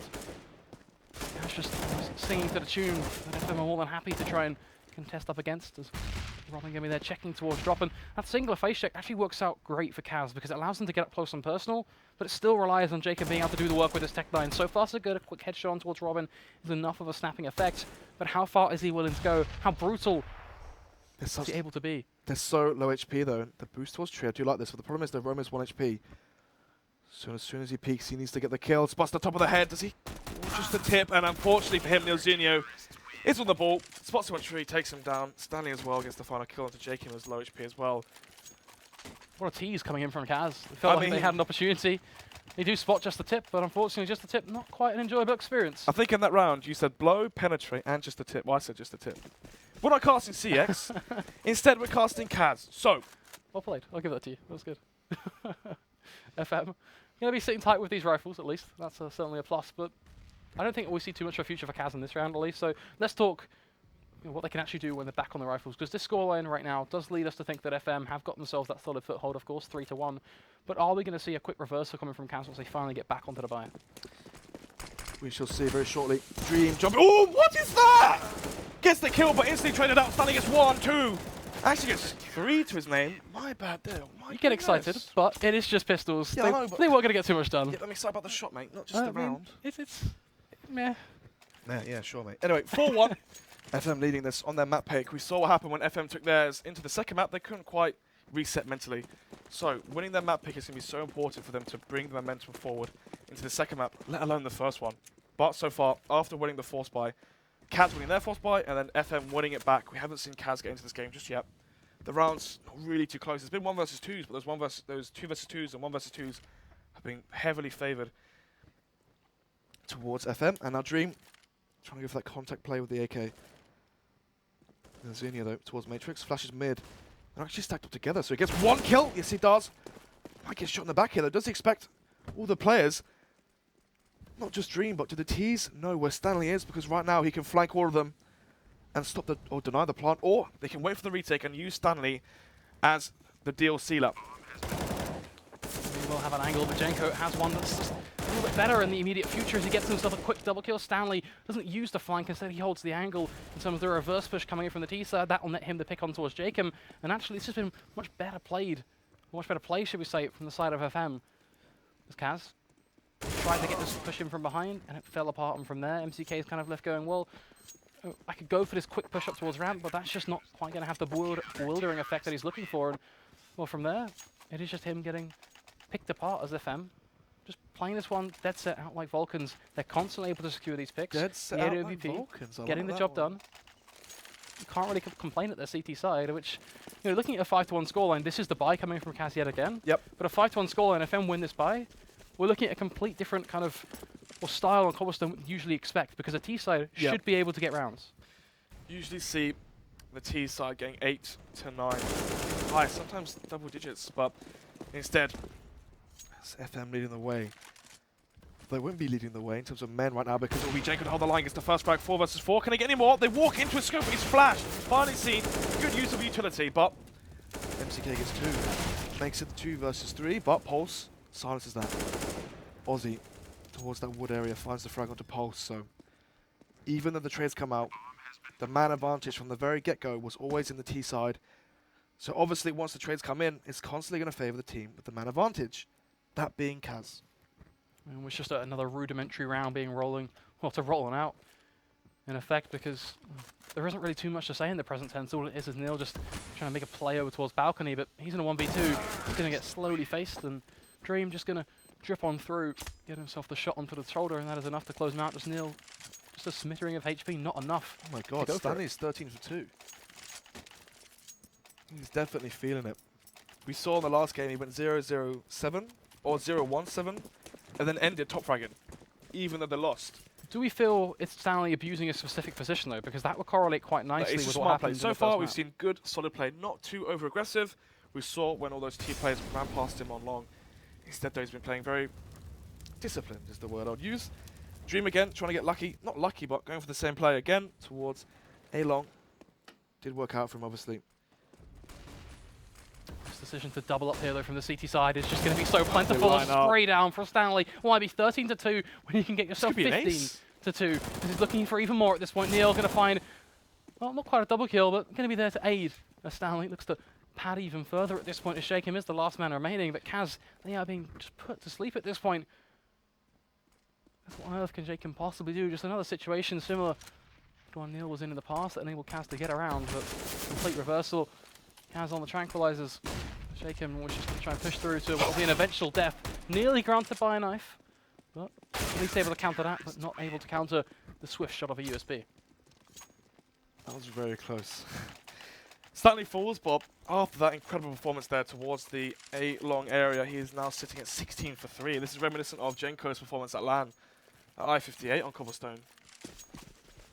It's just the impact alone being created. Yeah. It's not also just one player. I think as much as we are seeing Stanley find the picks. Jenko's up, Nilzinho as well. Exactly, we don't want to overhype one person because the impact is across the board. FM, they are playing like a well-structured team as Stanley. Yet again, going to be lined up. 18, 19, 20! It's excitable, not because of the way the Kaz are pushing in that situation. 20 to 3. But it's just Stanley sitting tight. He could hit 30 at this point. It was eco frags, fair play, but at the end of the day, I mean, you know what? That's 4 kills with SMG. That's a lot of money. We can enjoy the eco frags at this point because it feels like just every single frag he gets is more and more excitable by the second as he goes from getting double kills to triple kills to just why not go and get a quad with a UMP. Because it is the same style coming out from Kaz yet again. They tried to repeat what they were unable to do with pistols, with rifles, just charging straight through mid doors and almost looking to contest the AWP of Stanley, who's been playing very well, but looking for the pick, and of course he hits it on towards MTK. No a second on towards Aussie, a third on towards Roma, maybe even a fourth. Doesn't quite land it with the AWP, but now he whips out the pistol, just flailing all over the place. He is happy days, a happy man, as Jakem is going to hit the deck nice and quickly. Kaz, almost a throwback to yesterday. They are bleeding blue because FM, they're ready to just sit there and lick it all up. 8-2, domination. Orange, I think they're bleeding orange on their T side. I mean, the fact they're bleeding in itself really says it all at this point. They need to repair something. Gotta be said. A pause? You know in Lord of the Rings, the second film, Okay. Two Towers, Where are you going with this? on Helm's Deep, where Gimli's like 21, 22 when the orcs attacking. It feels like that, doesn't it? It's so easy for him to get all these picks here and there and get so many multiple frags. Just having a field day, really. Yeah. Effortless from him, just peeking out with his AWP and just being presented him on a nice little golden laden platter. It is pistols again for Kaz. Is there light at the end of the tunnel? Can they go aggressive and catch him off FM off guard, or are we just going to see them dismantled by these rifles? Certainly within a usual circumstance, look again towards the future of Kaz on a buy, but every single round counts at this point. They have to try and make something work. You know, as much as they are in a pretty horrendous back foot, as already Robin. Just going to smash on towards Dream, and a flash looks like it could be on the cards, but it's not coming from the Ts. It's coming from the CTs, and oh, there's going to be a quick 1-for-1, but even then, you look at the HP, dwindling factors, the spray down from Pulse, looking for a triple kill for himself. triple indeed. And right now, FM are more than triple in the lead in terms of the scoreline. Just a thought. Go Do for you it. reckon Stanley can actually hit a 30 bomb with under 5 deaths? Because he's 23-3 right now. Is it possible? Because that's only 7 more frags. We're only in the 12th round. And if he can play or No, keep up this I level would of say smart, no. That would be. I don't think so. No. that would be unreal. I think it's what we're looking for. This is the thing though. When you're having a game like this, it can really get to your head because you want to get as many frags as you can to show off in a sense, and that's when you start to get really aggressive. Push. We see Smear do it sometimes on anti-ecos. Sorry, yesterday actually on Connector when he was just not jumping, but going up the ladder, just dying that way. But this is where Neil can try and really rein him in, just kind of constantly drill this thought process into his head, which Stanley, you're having a godlike game, just sit back, don't go aggressive, don't play into the hands of Kaz, because Jacob... I doubt it. He's probably saying keep doing what you're doing, I mate. mean, it's got to be a sort of along the lines of, though, don't play into Jacob's hand, because Jacob's going to be sitting there saying, come on, Stanley, push me, I'm ready and waiting, our team are ready to bite off the back of that push, and from there, that's what Kaz will bite. I don't know if I agree with that. I don't think they're thinking that way. I hope that FM are thinking that way. We can live the hopeful side, surely. So, players are in position for smokes. You've got MCK there. He can smoke off the speedway. And all the other areas. Dreamlight jumps down, Pulse finds him. Roma as well. Peeks the same angle. Bart's going to be robbed with the flash. The molly comes in. Through the molly he runs, and through the fire and the flames, Roma falls. Robin ever so confident. Why not push a Molotov to get a kill? Here today, your FM Esports. Good 9-2 up. Keep the train rolling. As Kaz, they find themselves just passengers at this point. Forcefully unable to get themselves off as MCK at least trying to put up some contention with a quick flick on towards Jenko, but is that enough to grant them free passage on towards the site? The answer is no. The conductor is here. He's looking to collect his fares as Robin finds one, looking now for a quick second, unable to find the flick on towards Ozzy. Jacob going to try and contest. Ozzy now putting up a huge fight, a double kill from him and Stanley. He's all alone, but can he make it work? Jacob there to respond. A huge play coming out from Ozzy. The double kill, ever so important. Jacob there to find the last 2 required. As they turn around back on its head, they surprise us. 9-3. And now we're talking about Kaz finally being 3 times behind. The thing is, though, any more rounds FM get... I mean, if FM win this and reset Kaz, we're looking at 12-3, baby. Baby? Maybe. Don't love you that much, Jesus. Just to share the love, you know, making it happen. Kaz, they're trying to run a little bit of a similar train at this point as they're back towards B. The old faithful. Quick yes or no, is this going to work out for them, do you think? No, by the looks of it, because already Porter's found 2. Not quite the third, but MCK finds the frag, but it's an instant trade there from Robin. And it's Dream on the B platform. You don't take an aim battle with Jenko. You've already seen the HRTV highlight. I mean, that's one of them right there. Not really, it's only 2 kills, but... I mean, the fact that the way FM are playing, the entire game might as well just be a bit of a clip. 10-3. This might be the white flag as well. 10-3, your reset. On your T side as well. And it feels like there's just nothing. We've had this situation before, though. We looked at Kaz and we've gone, this is not the Kaz we're looking for. They're not hungry for the win. It really does show. Yeah, it just, I don't feel like they're actually in the server to get it done. And this round right here is shaping up to be just a complete and utter bloodbath. Yet again, they push straight into the crosshair with just one rifle. Dream is going to put up a fight. That Tech 9, a double kill for him, but it will come close. Jacob on 8 HP. But that's just, that is it. 8 HP, a Tech 9, no Kevlar, no flashes, no utility. I want to sit here and scream for the underdog. I want to really be behind Kaz. They forced as well. I mean, that clip right there just sums up the whole game. Picks up the AK, as soon as he picks it up, player peeks him, he dies. I mean, Kaz forced into that. I think I have to force again. 2 rounds of Tech 9s, 12-3. It's looking like... Well, you mentioned 25... Oh, 30-5. Bit ridiculous. 24-5. Well, 25-5 I was about to go with, but anyway. Yeah, I mean, at this point, I don't think 24-5, 25-5, I don't think anyone's complaining. Monster performance, nevertheless. And we saw what happened when he had a slow start in Cash. He still finished top bracket. Anyway, 25. Can he get any more, though? Imagine if he... Oh, even if he aced, it'd be 29. What am I about? Anyway, enough about Stanley and more about Kaz. What can they do now that they have control of mid? They see the smoke, they can flash through this, expecting a player close. And if they do that, they might be able to find the kill out to Nilzini, and actually Roma spots him, gets the headshot. Nilzini gets a bit too aggressive there. Then again, though, they are 11-3 up, so they are playing slightly careless, but less disciplined would be the word. Pulse finds Dream. Can he get another one? Oh, the timing's so good! Does find Roma, and he finds MC. Doesn't actually find MCK. Aussie wins that. The positions, though, they're all set up for FM to find themselves the win, leaving MCK. Oh, 12-3. in a 3v1, and at this point, you've got to feel bad for the Kaz fans. Everyone's out there trying to get some information on this lineup. They're going to Kaz Esports website, and all they're getting is error 404 not found. Talking because about bugs, at Snod CSGO, if you want to tweet me some funny stuff. I mean, I had a joke. It was just completely wrecked. The delivery was pretty bad anyway. But Yeah, I don't want to say it, mate. You did fall flat. I tried. Sort of like Kaz's T side there. Yeah. Now on their CT side, I don't think they can show something a bit better than what we've just seen. 12-3.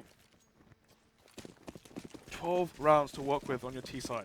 Stanley just needs to get 3 frags without dying, and I'm a happy man. I mean, I'm already happy as it is, but that would just kind of get us that 30-5 scenario that we were so intrigued to see. But let's look towards Kaz. Can they make it work on their CT side? Already Dream looking to make a bit of a play. Very nice headshot on towards Stanley. So his Dream's already going to be shot down. MCK now just finding himself another. This is so greedy, though. Oh, he did get the kill. I mean, it's working. Yeah, I didn't see the kill feed. That's my bad. I thought he was just got tagged up. It's still working. Dream, just another. Looking for even more. MCK and Dream will combine. Pulse in a 1v4, and he is unable to get the job done. They've got some balls to do that. Double peak B player after losing so many rounds to still have the confidence to go for the double face there. Fair play. It has to be said, they've got nothing to lose. Yeah, for sure. It's almost that CX style you were talking about yesterday. You were talking about how CX they just have to make a play. That right there is the exact same style. If Kaz didn't make a play and they just lost a pistol, the round, it was all pretty much done. It would have been a blur for them. So going for that play sets them up now to actually be able to contest the second half already. But it's so important they don't screw up here and allow the teams to actually get the job done, which, judging by what's going on long, is already giving me some pretty deep concerns. Zachenko gets the first pick on towards MCK. Jacob needs to make a play here. He's got that SMG. If he can have a close range impact, which an MP7 is built for, then we're looking at a winning CT side from Kaz. Or at least the foundations of one. But can he get the job done? We see Forrest constantly retaking mid on his CT side for information. Let's see if Jacob can do a repeat performance of that. And he will go through mid. And now Stanley jumps down, dropping, gets 28. Oh my goodness, he's getting close to that 30 every single round that passes. They've got the wrong idea, Jacob. They think it's going to be a B hit. They're trying to rotate over. They think they've got all the information, but they're all but wrong. Kaz are full on hook, line, and sinker. They may still be able to make this work if they can find the frags, but things could just be so disastrous for them. FM, they're coming on the split. Jenko, he finds another one towards Aussie. Kaz Esports, not like this. You're screwing it up. It's all going wrong. Dream over towards Connector, finally gets the shot on towards Stanley. Another one towards Jenko, finally feeling that heat. But the bomb's ticking away. They have to get themselves onto the site. Pulse and Robin, they will look to combine headshots plenty. Dream, the first to fall. Jacob at the SMG. We said he needed to be absolutely pinpoint perfect. We said it was all on him. Well, now it literally is. Kaz's future in this matchup on his shoulders. Robin ever so low. He wants to frag on towards Pulse. He wants to dig into all of these players. Oh, actually, maybe. The time, though, I've just heard the bomb tick. I don't think he's got time. Yeah, he's got no kit. He's got no time. It is all but over. He can try and make some money on towards Pulse by that pick. Got no ground. You got no time. No kit. He's got no match. If you want some, I think Stanley's going to give it you. 28-7. 4. 28-7. They are the Cobblestone Raiders.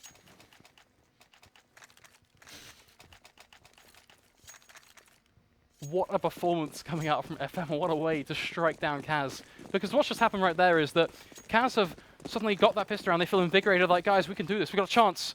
Here's our hope. Here's our dreams. And then FM have just completely smashed them down again and said, no, you've got no chance. Get out. This map is not for you. Just brushing them aside.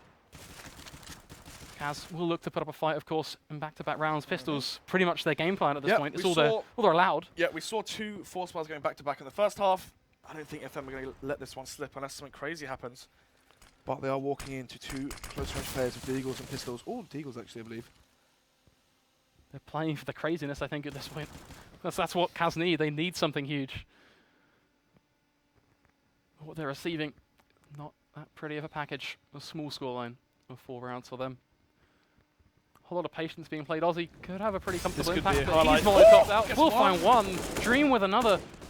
And damage to be inflicted, so some serious potential for the T side.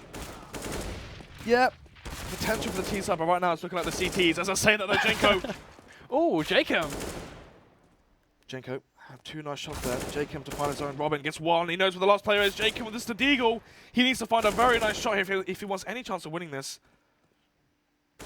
Oh, so close. He's looking for the cranium, but can he find it? Jacob, a man on a mission, fighting. Yet again for the dreams of Kaz. The second time in a row now, it's all been on him to make it work. Oh, he's made it through. He's made it through drop now. Robin, he's balling this. He can run towards the A. He's got the bomb on his back.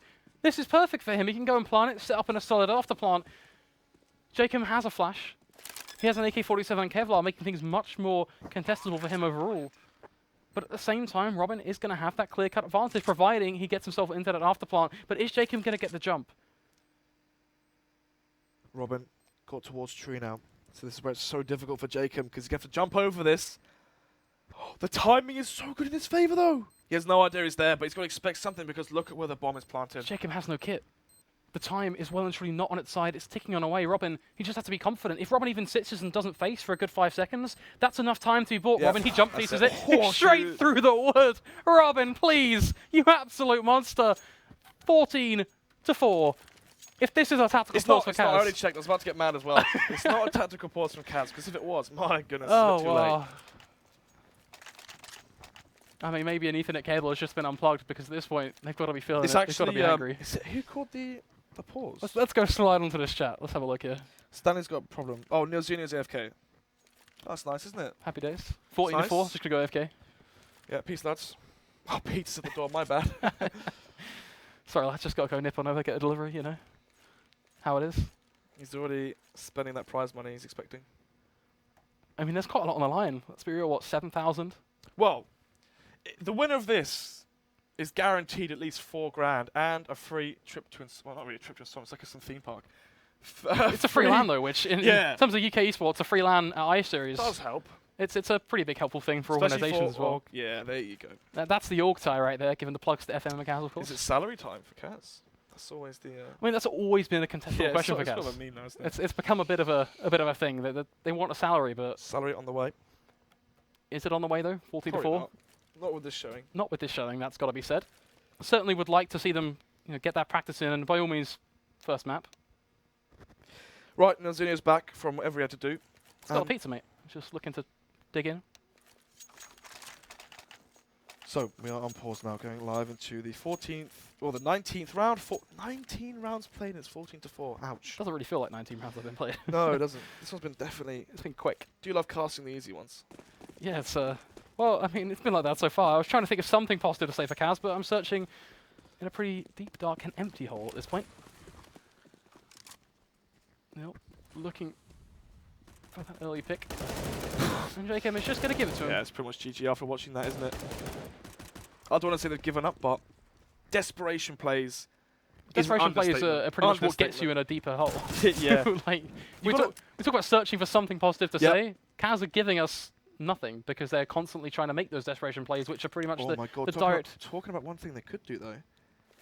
You look at this. The aggression is caught. Aussie has caught both of these players by timing. Robin keeps swapping his weapon. He's not looking the way. Ooh. Yeah, but Aussie's not facing, and Kaz Yeah. FM are just going to And withdraw. now he'll face Robin caught off guard. Gets a nice double dink there. Can he get any more? No, only a Mac 10 as well. So there's no AK to entice It's him. just one pick though, especially when you add in that Pulse is able to collect over towards long. Again, it's the same potential for Kaz, but it doesn't go their way. This is FM's map pick. Obviously, after seeing how Kaz played it yesterday versus CEX, this is why they picked it. And then Train is the map pick for Kaz, so that's going to be interesting. I do think that Kaz will have a much better showing on Train. For At least sure. I can hope. I feel like Dream as well is the X factor on this map, and so far this game, Dream's had some impact on the pistol with the rifle rounds, but his AWP hasn't really been showing up. Well, you look at their economy, you look at the I was rounds. about to say, it's there's pretty a reason given. it's not been showing up. I mean, has he literally even been able to buy an AWP once? I don't think I've seen it once. I don't think I've seen an So AWP. fortunate. He is very, very good with the AWP, but economy doesn't allow it. And right now, let's see if they will allow this 1 versus 3. Match is set to pause again. It's 15-4, lads. Looks like Jacob has timed out. Push mid and then timed. I mean, come on, Kaz. You've got to really... You know what? No, if he's timed out, let him get back in. It's Right, always- okay. every so round okay, counts. okay. Do you want to end this map and then talk about Train? Because we do have time to fill right now. Sure, let's talk about Train. Literally in the pause. Don't want to go full PM and just kind of pretend it's So, over. But Kaz versus CEX. Did they play Train yesterday? They did, didn't they? I believe so. We saw a fair few trains. There was a lot of Train yesterday. Endpoint played it. So, who won Was Train the final map in the best of 3 yesterday? It was late. I think it was... Yeah, no, it was the final map. Train was the final map, yeah? Yep. Kaz won Train versus CEX. Dream obviously having a strong performance. Smooth couldn't quite get it going for his team. But right now, from what we've seen so far from these players, definitely feels like the individual skill, the team play, the calling, everything's going in favour of FM. I mean, pretty much what has happened is FM have come into Cobblestone with a clear game plan, so to make it work at the end of the day, and that's pretty much what has happened, right? Yep. They've come in with this plan and they've executed it perfectly. For Kaz, nothing has worked out in their direction. They've tried to make a couple of plays. They've been in situations where we could have been pleased with, Aussie, for example, with a close-up potential towards platform, but at the end of the day, it's the same moot point. We can't be sitting here kind of going, Kaz, much work for them, because it didn't. The big thing is, can they actually come back in the second map? Is this simple crushing that has been Stanley playing like an absolute beast going to affect them? That's got to be said, because as much as losing a map, we always talk about momentum. This isn't Kaz losing a map. This is Kaz getting completely landslided. Destroyed. And if Stanley keeps this form going as well, I don't think I really need to highlight what's going to happen. Yeah, but a performance like this is very, very hard to recreate. And you got to think about how he did it as well. All the frags, well, most of the frags were towards A. And where does Stanley play on Train? I'm trying to think. You talk about transferring that performance though, but this is not. It's not the first time Stanley's just come out of the blue. He's not appeared out of thin air. No, I'm just going to drop. I'm not saying that. I'm saying Cobblestone and Train, very different maps. Yeah, for certain. So enough about that. We are live with this one. We waited a little while. 20th round. Kaz, you made us wait. Show us what we've got. Hopefully using that pause. I mean, I don't think they're discussing this map. Hopefully they're discussing Train, because you got to think as well, right? This is FM's map pick. It was what, 12-3 half? In the back of your head, you must be thinking, yeah, let's just think about the next one. Think about our map and win our map and take it to the third one. Roma though, keeping Cobblestone alive. As he does for the first, but Balls tags up Roma as well. That's finding a frag for himself, so 1 kill and low HP on Roma. Very much alive on 19 HP though, not too pretty of an amount. One that FM are going to look to take wholehearted advantage of, as Robin sitting tight, tucked in to those stairs, and Roma first on his bucket list to punish. Oh, that's nice. Next up is going to be Dream, third up will be MCK, and then the fourth and final kill. Yeah. If you add into the tally, will more than likely be Jacob. That is how things are set. And let's see if Kaz can at least break out of the stone and become things less as predictable. No kit as well, and no armor on Jacob. Retake him with a mag 7. I mean, I think we know the end result. It's just about how we get there at this point, I think it's time for production to put the lights on. Yeah, I think we're at that point now. As it is lights out for Kaz in this first map. But then again, this is FM's map pick. Yeah, it has to be mentioned. As much as we've been well and truly on the train of FM, it is that second map. Train of FM. I've seen what you've done there. It is I'm so happy with that as well. Well, you looked at me and I was like, I'm gonna rock my smile. You're just like you're bleeding blue yesterday. What can I say? You were a happy man, happy days. One team that is happy, FM. I'm sure Brett's gonna be sitting there right now, just grilling on away. Brett lad. 16-4, first map, Cobblestone, FM's pick, they do take it. And now we'll be leading into Train, that will be Kaz's pick, and the final map is Mirage. Only going to be going to a 3-minute break, so we'll be back shortly. There we go.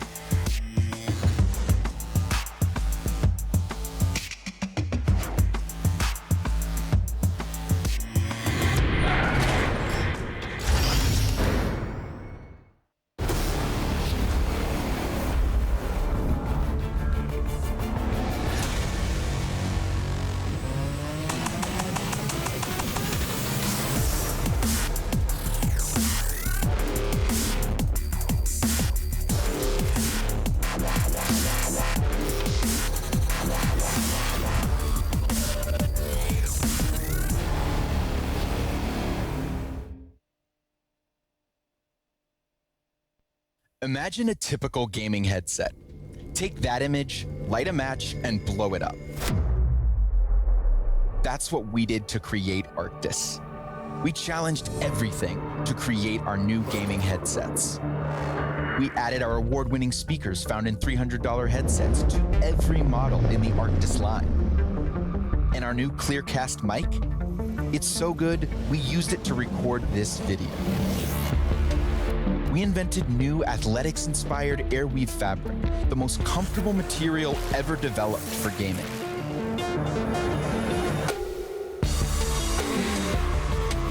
It's time to reset gaming. Rise up.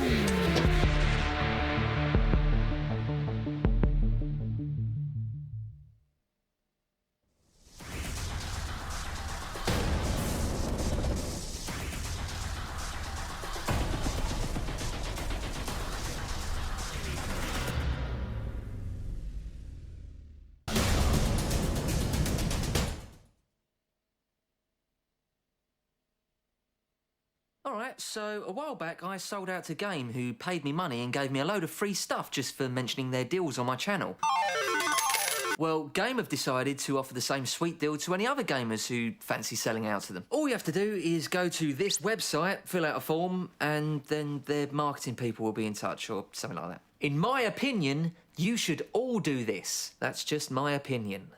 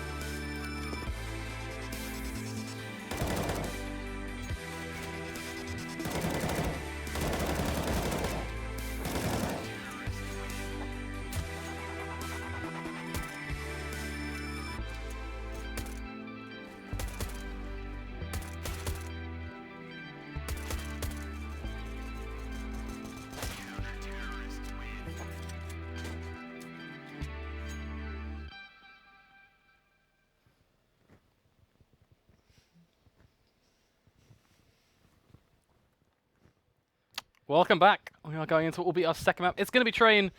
Hopefully, Kaz have done some training, basically. yeah, hopefully they've done some training. They've got off the train. All of the puns about train. Kaz, they actually need to turn up and play in this one. It's been brutal. It's been savage, and overall, they got wrecked. Wow, that was pretty brutal. That was. Yeah, not the best showing from Kaz we've seen before. In the actual season of UK Masters Season 2, we saw them play very well on Cobblestone, actually winning it off of other people picking it as their map pick. And now, a completely different Kaz showing up in the playoffs. It just didn't seem like they were raring It's to just- go. It's not the Kaz, not the Jacob that we expect. Not the Jacob we expect. Don't know if Well, I think as a leader, I do at times look towards those leaders and say, you know, if your team is not feeling it, if they're not in the game, not only do I expect a pause, but I also expect that's them. true. I'll give you that. I The expect pause- him to yeah. really be rallying up because at the end of the day, they're your troops. Yeah, well, it's one thing to inspire people, but I do have to agree with you that as the captain of IGL, you should be calling the pause for your team. So, into the knife round. Obviously, the knife round being pretty important on train. Usually see a 9-6 scoreline going in favour of the CTs, but we see some crazy things. I mean, Kaz, we expected them to have a lot more rounds on their T side on their previous map, but now this is their map pick and they win the knife on their map pick. Can they win the first pistol and get it going in their favour? Can they get the momentum at the end of the day? Just get something that makes them think, you know what, boys, we are back in action. Let's go, let's put up a fight. So this pistol round actually has a lot of value to Kaz. I would say, of course, a bit of a similar affair for FM, but I don't think it means as much to them in the grand scheme of mentality. No, not too much, but it's taking a long time to decide. There we go. Wait. That is a troll, right? Yeah, it's not live. Just putting it out there. Bit premature. They are actually starting T. Yeah. The balls on these men. Whoa, okay then. Starting on the T side, we're going to be seeing smokes on Jacob and Roma. 2 smokes. We could be seeing 1 smoke towards Ivy, 1 smoke towards Connector. Actually, smoke between trains. We saw Endpoint do this to cover off the vision from the CTs. I do like it. Jacob. Sorry, Jenko. My goodness. The names, man. Top work. Holding the aim push, and Robin spots Jacob. Actually, the frag could go his way if Jacob gets a bit too greedy with the information there and peeks out. Flash used. Bit premature though because the players aren't even ready. Ivy, and now the CTs aren't blind, and the push comes in. Nice headshot there from Pulse. Can he get any more? It's just looking for these KSC-esque Come on. one-taps, and they're just giving it to him. Kaz, come on. We wanted this pistol round for you. We were rooting for you. As MCK finally steps up to that hype, he gets himself a double kill, and this is where they can now come alive. It is a 3v3, all to play for. Neil on 3 HP as well. MCK on the lower side, but Neil still sitting perched upon a pretty briskly amount as Jenko has control of the bomb. Now that is going to be pivotal, especially with a shot like that. Stan with just another Jenko taking down JKM and FM. They get the pistol. The whole point of that strat is Jacob flashes the CTs towards Ivy and allows his teammates to push out Ivy. But they were still walking up. They weren't like, okay, fair play. Jacob has to flash after his teammates call for the flash, right? But they were nowhere near. Their timing was just off. It was very segregated. They had a game plan, but the execution of it was very, very poor. Definitely. 1-0 now. FM have their side. I mean, Kaz, they started on the T side trying to get that T pistol. It was a ballsy play in itself. Yeah. Whether it's going to bite them in the arse, it is too early to tell. Ooh. But a lot of damage to be inflicted. These nades have been on point. 18 HP, the number to be rolled upon for Aussie. 49 for Jacob. Just off the back of nades alone, Aussie, of course, did receive a fair bit due to a pistol tag. But just the early start from FM being strong for them. Going to be intriguing to see how Kaz approached the latter portion of the rounds. There is one upside, which is that unlike Cobblestone, where it didn't really feel like they were kind of trying to play along some sort of plan, Kaz do at least early days in that pistol feel like they have more of an idea, and that's more than likely, I'd hope, judging off the fact that this is their pick. Nozuni with the first. Can he get any more? Sprays them. Catches them as well. Knows where they are. And now Pulse is allowed just to kill these players as they walk into his crosshair. Nice and easy picking. So what's very, very important right now. Don't jinx it. Yeah, nice. What's very important right now is that 5 players stay alive for FM. So the money is going to be kept strong for the CTs. And this is so important because going into that first buy round, they want the AWP's utility. And they don't want to be reset instantly if Kaz do win the first buy round. And this buy round, ever so important for Kaz. Every single round at this point. Loving what's been put in there. Smooth V2. So, this round, obviously, we're not really expecting too much. Glocks, Deagle on MCK. In before, he just 1 digs, 2 people in B, and they have it, but who knows? Peeking. He needs to land a shot. Oh, that's a crack on that one. Not going to be too unhappy with that. Nice little 1D gone towards Stanley. You don't stand one dog. One dog, whatever. Yeah. It's like Stanley one deeg. One deeged. I feel like we've changed his name like 4 times throughout today. Stand one dog. Stan Zero Dog. Might as well have been Stan 30 Dog at some point. Yeah, true. But stand one deeg. As he does fall towards Ivy. But now, Robin. Peeks out towards the green train. So catches much 2, money. catches 3. Can he get the third? Oh. 4th? Sorry, yes he can. Quad kill from Robin. Quad. What was that coming out from him? So much money to be made into the bank of FM. Back in the COD days, he used to scream that. Throwback to Joe Miller. It's Joe Miller. Huh? Where'd you get Joe Miller from? You not heard? It was the phase chat. I'm talking about something different, but When general were you COD born? stuff. 99? Oh, only the 90s kids would get that one then. You tried. I Kaz, tried. need to get Well, a spy out. Jenko's trying right now, holding the B position, trying to get some early information and try and get the early first frag. Will MCK peek him? Yes, he will. And as the Jukka peek happens, Jenko lands the frag. Interesting thing to point on, though, is those shots are a lot harder to hit on LAN when you don't have 40 ping and 40 extra milliseconds to hit. As we're going to be seeing FM and Kaz, obviously, at Insomnia 59. So, 2 frags happening, 1 on each side. The trades for FM, though, they are just on point for them. JKM 17 HP, not a pretty number at all. Robin, arguably low as well, but the trade advantage is going to sit into that CT side court. And as much as we may question our own Call of Duty knowledge in our reference game, FM, on the other hand, not questioning their holds. They're still sitting nice and tight. Robin is just going to check the right side of that train, make sure nothing too fancy is taking place, no aggressive pushes from Kaz, but for the most part he sits tight, then he gets the info from that right shoulder peek, and from now we shouldn't see him face. He's just going to sit nice and comfortable in that corner, from there get himself behind, but that rotate Look like a headshot. didn't really feel like it was needed. Yeah, 3 versus 3 now, and generally speaking, you do favour the T's in this situation.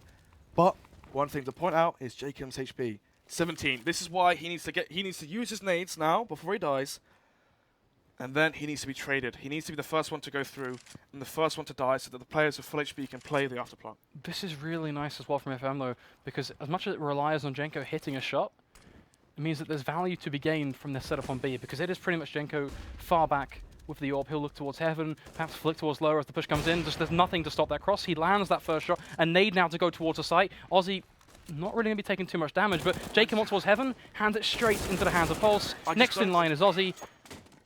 I don't agree with that. I don't agree with Jacob going heaven. On that HP, you're pretty much saying, Exactly. hey, I'm heaven connected, do you want to just tag me down? Because Well, anything would have killed him. It's not just that, but it's more so the fact that he needs to be the player that's traded so that the players with the highest HP are alive in the afterplant. I mean, imagine if Jenko's AWP killed Jacob, and then you had the 2 players with full HP. It's not easy for 100 HP AK to battle FAMAS. I didn't connector. catch it as well. Did he use his utility? Because that is He a did, he pretty did. huge point. So I'm glad on that part at least. Fortunately, it doesn't quite roll the same way we would hope, but it's only 4-0. Let's see if a Kaz can at least make something work. Of course, in this round, they're going to throw everything they've got at a wall and hope, for their sake, that something can stick. At least, in an ideal world, that would be the bomb, as they want that eco boost. They so dearly need it. Eco boost. Yes, exactly. Jacob pushing towards Pop Dog. Trying to find the frag towards... Oh, spots the head! Oh, it does get on the second shot, though. And now could he get any more? No, Robin silences him. As Jacob falls, Stanley as well finds a frag. Jenko holding towards the heaven position with that one, but I'm sure he's got another one. Yes, he has. Roma, though, with the deagle, does take down Stanley. Second there for Jenko. Oh, that's a nice shot mid-air. Shame it wasn't a headshot, but he'll still do because Jenko's dead. But with no armor, he shall fall, and the AWP is going to be saved as well. Has to be said. Of course, there's nothing too major. I'm just going to preface that comment here, right now. But Robin missing that first shot did mean that his teammate did fall to oil train due to the push and the drop off. Now, whether that's going to affect FM's economy in the long term, not really. They've got $8,000, $9,000 in the bank. That plant did make a difference there, so we are going to be seeing the AWP, hopefully. Unless they go for 5 rifles, you have to go for 5 rifles. Probably going to see a fast play, but no. AWP on both sides now, Dream versus Jenko. When we watch Dream AWP, he's very passive. He goes towards team main, and he just holds the top of Brown. The electric push doesn't get aggressive, and now he's actually throwing smoke, so... Kaz, they don't want to play the picking game because they've got a feeling that FM will win it. Instead, they want to play the execute game. This is their map. Let's see if they can show it. Can they make it work? Is the preparation of this execute going to be enough? Is JKM all alone? Why is he alone? What value is given from that position? Why is Dream... I do not know. Jenko now given free information. The pick is going to be found by Dream, though, as Jenko decides not quite to bite, and that alone is fairly punishing. The damage is going to be granted straight through that connector smoke, though, from the CT. Dream, another huge shot on towards Robin. Very spicy in his approach as MCK finds another. Bit by bit, Kaz, they're turning this one back on its head, but Pulse, he's still standing, and he's still having an impact. Finds the second kill, and even a third on towards Ozzy. Pulse, are you kidding me? MCK finally going to turn back around and at least Stanley in a 1v1. But the situation he's in, he has control of that bomb. He can sit tight tucked into this corner. If FM Esports make this one work, this would be unreal. As MCK playing this one ever so tightly, he has a smoke, has a flash, he could drop it down. So many options for him in this round, but he's going to be slow picking the timing. It's going to work out for Stanley. FM, they win the round. So, the idea of that strat is to have the AWPer hold on top of the trains, on top of green, on top of brown, because once the set smokes come in, it's typical that the CTs jump on top of the train to peer over the smokes and look at the Ts coming out of Team main. There was a T out of Team main, that was Jacob. On his own, a bit out of place. He does fall. I agree, I do really like the strat. Just the early execution there, Jacob. I mean, he doesn't have to die there. It's the same moot point. We literally said it right from the get-go in the pistol round, Kaz. They had a really nice plan. It's amazing to see these well-thought-out plans for them.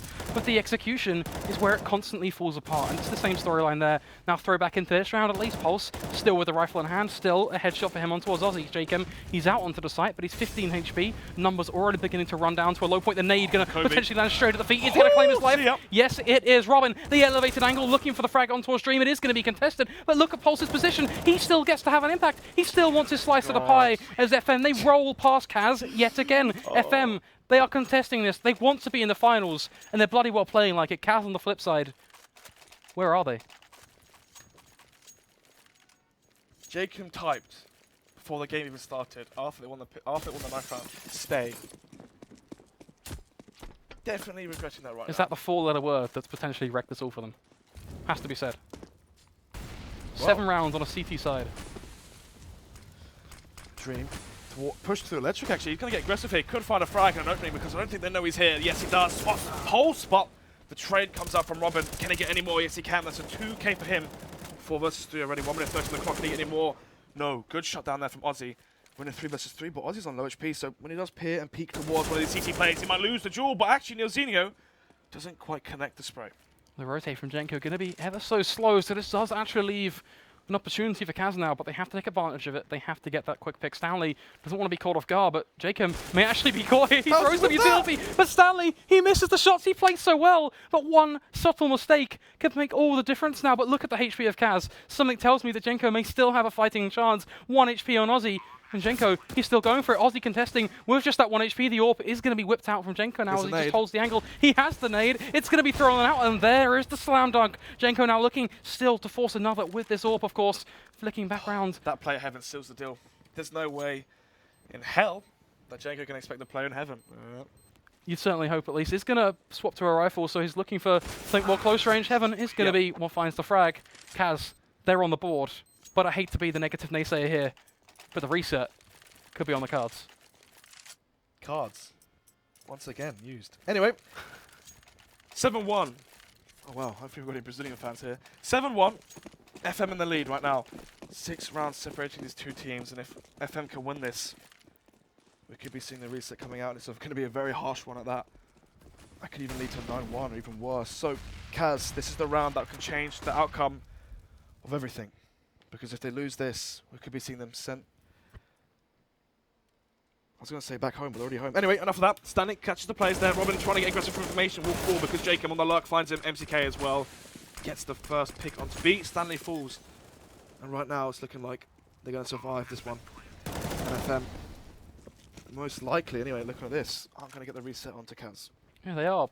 They should have been set up to pretty much have a very clear-cut advantage. But Jenko going to try and be the thorn with this AWP, has a lot of potential to go absolutely huge here as he goes for the first shot. Now got to fall back, doesn't want to overextend too far, readjust over to the other side, try and catch off MCK, which he's more than happy to hear on out. But where's the rest of the team at? Very, very slow in their approach, and that alone makes it easy for MCK to claim. Pulse going to find one back on towards Dream, but that bomb is ticking on away. They're so far detached, it's not quite going to happen. Kaz, they're going to deny that reset, and this is a way back in for them. Yeah, so right there, Kaz's money's so low, but actually, if we could take a look at FM's economy. No? We love the console. We're big fans of the console over here. So, actually, Jenko probably should have saved in that position. You saw his 2 teammates playing so passive and hesitant towards the white holes. Jenko full on though, does lose his AWP, and that does really dent the economy. They're going to go for the force, but I bet they wish that they had the AWP on Jenko right now. But instead it's FAMAS's an AK, a FAMAS, M4, an SMG, UMP. 4 different guns there. it's so important for Kaz not to make many mistakes here, because this is their pathway right back into the contesting point of their T side. They have to make every single round work for them. The more they can string together, the better things will look. But Robin, he wants to make a change. One of the first times we've seen clear-cut aggression over towards B, and I like it, you like it. We're real big fans, but is it going to bear any reward as Pulse? Like detached over towards Green Train. The elevated angle gives them a very nice and almost artful headshot on towards Dream. Robin, his aggression, that's a very quick reward on towards Jacob. And bit by bit, things are falling apart for this T-side. It's going to be a push on towards the site, but Roma next in line. That's the bomb. They're not together. Aussie, though, does get one frag, and MCK does two, but Pulse Robin seal the deal. It's going to be 8-2, and these players so split up. Not quite the traditional reset, but still a reset nonetheless. Their economy is... Yeah, they're going to force into it as well. They have to at this point. They have no choice. It's 8-2. FM are going to keep on running with this. Yes, Cavs, they got themselves 2 on the board, but we talked about how every single round mattered. That right there was 5 individual players playing some CS. When we saw FM play versus CEX, it was actually the CT side that was the problem. And on the it was actually versus FM versus Kaz, the final match of the season. Oh, that nade. So much damage. Robin, he's having a field day. Meanwhile, Kaz, they're having a mare. This push been completely dismantled. They needed this force to work, and feels like we're on the same looping turntable at this point. Robin is going to go aggressive. Puts Jacob up on a pike. Leaving MCK. I wonder what on earth do I do here? So, as I just mentioned before, when FM and Kaz played this map as the final best of 2 of the regular season, Kaz had a really strong showing on the T side, with Dream going 15-2. That was the season, though. This is the playoffs, and right now, Dream... Enough about Dream. Can MCK save his gun? No, he can't. So, Dream was 15-2 when they last played their T side train, and right now he's sitting at 4 for 11. Quite a stark difference. A stark It's been contrast. rough. But what I'm saying is, FM had the very, very strong T side to win that. And Kaz, right now, not showing their true colours. Looking at Robin and Pulse as well, it might not be Stanley, but those two as 2 prompting figures stepping up in such a huge manner. 14-3 was that? 17-4, something along those sort of lines. Score lines that, well, you just cannot complain about. As Kaz trying to make the best of these pistols, they're going to go aggressive, of course, but this turntable becoming a bit of a boring tune at this point. It is just the same moot point. Kaz, I beg, please, show us something worth fighting for. Show us that you are in this to make it to the grand finale. Show us the train that you wanted to bring with some confidence. As MCK is going to find one with the Deagle. Still perched in a 1v3 with the bomb. Well and truly out of his grasp. Hello, Nozunio. Have the bomb. So, no real need to push MCK here. He's still playing towards B. He expects people to push him, but no, there's no need. They have the bomb. What's FM's mentality right now? I will ask you what Kaz is as well, but I feel like it's a very interesting point, because I don't want to just sit here and just be like, FM, they're so good. Oh my god, 24/7. What's actually justifiably good? Let's talk facts for a second. Pulse was Green Train. Robin as well on top of the trains. He keeps getting multiple frags. Pulse too. I mean, in the previous buy round, enough of that. I was going to see a nice one dig there, but instead, You had a dream. yeah. Well, talk about Dream. 4 for 12 as well. I mean, yeah, we've already spoken enough about that. So, what was I talking about just then? I've completely forgotten. You were running down kind of actually from a factual basis what's working out for FM, so and Pulse, also yeah. what their mindset is in So terms Dream of structuring rounds. Dream in the previous round, previous 2 buy rounds, went out team main trying to get the pick. And what happened? Pulse towards Green Train all the way across the map, double dinks him. Showing such strong aim. And Robin as well on top of the trains keeps getting multiple frags, and you can't allow that. You need the trades. You see how split up Kaz are on their T side. Well, you talk about being split up. One thing they're not is split up in this round, but I'm seeing an Order Sniper, seeing an AWP.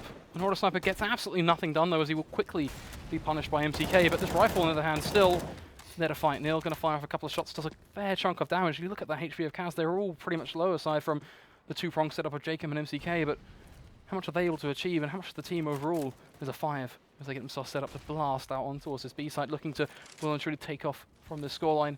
They need well and truly more than 2. As MCK is going to find one on towards Neil, but Robin. Throw this away now. You've already got the 2-man lead. It's already the 1 man that's fallen for the T side. But they make a 2-man advantage for them again. Chenko with his AWP. Top of the brown train. Oh, does get the kill onto MCK, but he's such low HP. And does fall. Robin now sprays. Sorry, Aussie sprays down Robin. And Jenko. Does he know? Well, money is low for Kaz. So the question is, do you try and deny money from the T's and try and get frags that way? But when you look at the economy of your own team, you're thinking, well, I need this off because I need to drop my teammate. Yeah, I think at the end of the day, Kaz, their struggle for an AWP is already going to be existent no matter what happens. So best case scenario, Jenko gets away with the AWP, doesn't give it up to Kaz. Yeah, that's the big thing as well. It's a win-win for all sides. Well, not quite for Kaz in this case, but Does get still. auto sniper though. Yeah, the auto sniper is actually It's not too it's good on the T workable, side. but to be honest, an auto sniper in Kaz's situation, the way they've played every single round, Yep. what are they going to do for it? Are they going to look for picks? I personally, I'd go towards Ivy. Well, one running trend, FM haven't been peaking. For the most part, they have been sitting tight, Yeah, waiting you for the gotta late think- round peaks. yeah. I just mentioned that I would go towards Ivy. The thing is, though, Pulse has never peaked Ivy. He's always waiting for the push out. Exactly, there's always this contradiction in terms of what they can do. 3 rounds, that is a plateau for Caster. Again, as we mentioned, launch upon. A double up setup from FM is a nice counterpoint to an auto sniper being in play, but who's going to win the battle at the end of the day? One shot, as you said yesterday, outweighs 2. Then Thomas proved me wrong. So, very big stack here from Kaz towards B, as they want Dream to lead in and try and get the frags that way. Use it as if he has an AWP. Kaz know that the B site works, in fairness to them. They've been able to get onto the B site in the past, so Well, with the 3 rounds they have, yeah. running with the idea of, if it's not broke, don't fix it. How far can they get with this? Robin, that's Robin, right? Yeah, it was. He always does that. He loves it, doesn't he? He loves it, man. He's a big fan of that, and he's making it work as well. Looking at the damage he was able to inflict off that. Smoke's now going to be here going we down. come. Nil, this is That's his time. such a good to smoke. shine. The flash is going to go out. He What? is spraying, Dude! but he Oh, not can't the quite get second. 12 HP is what is going to be called upon, and that alone gives Roma the ability to get a second pick. But Jenko, with the AWP, is still doing enough Dream. He's searching for something. He's looking through the air with the sword of sniper. Will get one, but Robin too quick on the trigger, and now Roma being 12 HP. The value from those wallbangs, it's enough. It's more than enough. 11 rounds on your CT, it's more than you need. And right now, they're going to save the auto and the AWP. I wonder if Stanley will pick it up again. So I asked you a little while ago, what was the factual basis for FM? And one kind of question that attacked onto the end was, what was the mentality of their calling? You know, how are they approaching rounds? Now, that's something I do specifically want to ask, is if you were the IGL, if you were in FM shoes, would you be just calm and relaxed? Like, how do you think they're actually sitting right now? Are they getting excited? I'm just curious on insight on towards FM. Right now, what's working for them, as you mentioned before, if it ain't broke, don't fix it. 11-3 up. What's working for them so far is when the T's come out of team main, you have Pulse and Robin to really make the deal. Sorry, to seal the deal, but Jenko does get 1 frag, got traded, and it's a 4 versus 4, but it's going to be the... Oh, Stanley and Robin find frags, but Roma does trade Stanley. So now we are still looking at the man advantage for FM. And if they win this, 12-3 half, I don't know if you can come back from that if you're Kaz. Pissed around is the big thing. And MCK just going to try and hold an angle with the Eagle, looking for some flare here and there, and most importantly, just a frag at this point, no matter how he finds it. Oh, that's a nice There's flick. the flare, though. That's what we're looking for, on towards Robin's cranium. But is it enough? A 2v2. Pulse just going to run straight through the trains. The bomb has gone down, so it does pit FM to have to pull off this retake. But MCK Runs with his knife out. could find himself in a got bit of an a lot awkward one. He could actually be caught off guard as he tries to push back through, and that is going to be the case. The timing needs to be a double kill now coming out from Roma. Is he going to be able to find it? Oh, he will. He gets Caster 4, 11-4, not quite a 12-3 for FM. It's 4K for him as well, that round. Great round there for Roma. 4 frags for him, 4 rounds for Kaz, 11 for FM. Is it Right. enough? 4 rounds. Just Potentially. to bring it straight to the From what floor. we saw in the season, though, Kaz on their T side, on their CT side versus FM, struggled. And there is so much pressure right now in this pistol round. I mean, if Kaz lose the pistol, I don't see them coming back in this game. Well, this is it. This may well be where we can see a team get themselves set up to go to the grand finale, because all eyes are on FM Esports. An impeccable first map, an impeccable second map, at least the start. Let's see what they can show in their T-side pistol. Stanley, the man to lead the charge, looking for that first shot on towards Roma. Roma unable to connect one with the USB as he looks for a headshot of his own. Will drop down and play around that train and eventually go towards the backer portions. And the further back he goes, the better it is for the CT side to try and pull off a bit of a retake, perhaps later game. It also means that a quick push could quickly overwhelm. As FM right now not quite going to be opting for the quicker side, in fact, being relatively slow. Slow and steady. They've been spotted, so they didn't want to rush into that because the rotations from the CTs were already on their way. So, Robin, with the smoke, that smoke can go towards Ivy. That's probably where it's going to go. If you smoke off Ivy and have the T's push from there, you could get a good B split going. Looks like it may Can we well follow be that the smoke case. observer? I'm not sure if we can. Robin, gonna go Yes, on we out. can. Yeah, towards Ivy. So, do they push through the smoke and go A, or do they go and use it to go towards CT and go B? They have a decision to make. Dream. He's going to be the man to make this one or break it. Needs to hit these shots. Needs to find at least one kill, but he's going to give it up. MCK going to find himself tacked on down, but gets one back in reward on towards Robin. Stanley still going to be there, perched within a Molotov. Going to be dropped upon that box. The electric is going to be burning alive. So MCK is going to hit the deck. Pulse to find one and back on towards Dream. Aussie going to be well and truly overwhelmed. We'll find a quick snapping headshot, but is it still going to do the job for him? As the angles are being held, that close push coming in. Jacob, you may well be close, you may well be contesting that spot, but it's not enough. Again, Pulse still with the quick shots. Wow. Roma a 1v2, but I find myself looping on is it going to have value to it? As Roma does himself cover, of course, but that is about it. Has a nice intersection between these two players, though, and that could be a bit of a different affair. Pulse is attacking him off, gets a headshot on towards Jenko, now looking to spindle back around. Bear in mind, Pulse is 13 HP, so his shots with the clock mean everything to him. But he's playing time. This is beautiful from him. Oh, he's This run is now, so now- absolutely masterful. That's it. Pulse knows exactly where he is because he ran, and there is no time, and there's no pistol win for Kaz on this final map. That's such a good showing coming in from Pulse. Yeah, I mean, Just the brains on him to realise that that's the way to approach it. Yep. I know it's such a simple thing in Counter-Strike on a whole, but a lot of players, especially when you're in this heated of a scenario, when you're right on the cusp of basically securing yourself £4,000, to make that call, to judge off instinct alone, Experience, without yep. faltering, that's huge. he had 13 HP. He knew he was going to lose the duel if he went for that straight up peak. Instead, he opted to play time, and it definitely worked out for him. As soon as Roma started thumping around like Nelly, you knew it was over. The beginning and the end, or perhaps the end already well and truly present. We're just waiting for FM to skip a beat and finally make it happen. 12-4, of course, is the scoreline. It has been brutal. As He MTK, gets so many another 1D, doesn't he? beautiful 1D. So good with the pistols.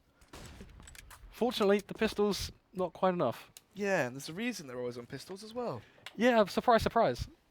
So, bomb in the White Halls. No one towards team main, and you already have Aussie pushing it. So, if Stanley wins this duel, the round could be over. Kaz, they're searching for value, and Aussie, well, a man that could deliver. We talk about these Deagles. See if he can find one of his own, lining it up with his crosshair. You can't miss this, Aussie. Come on. This is your moment, Aussie. Come on, Aussie. You need to land this. Don't do it like this. Not. He gets one on towards Robin, but such a shame for it to go that way. Still gets the pick. Just still gets that value. And a man advantage for Kaz to be employed. Jacob had his work cut out for him with his pistol. So, on the default A site, Jacob is here to lurk and see if he can hold off the FM side with their AKs and just his 5-7 to his name. Let's see. No, it doesn't.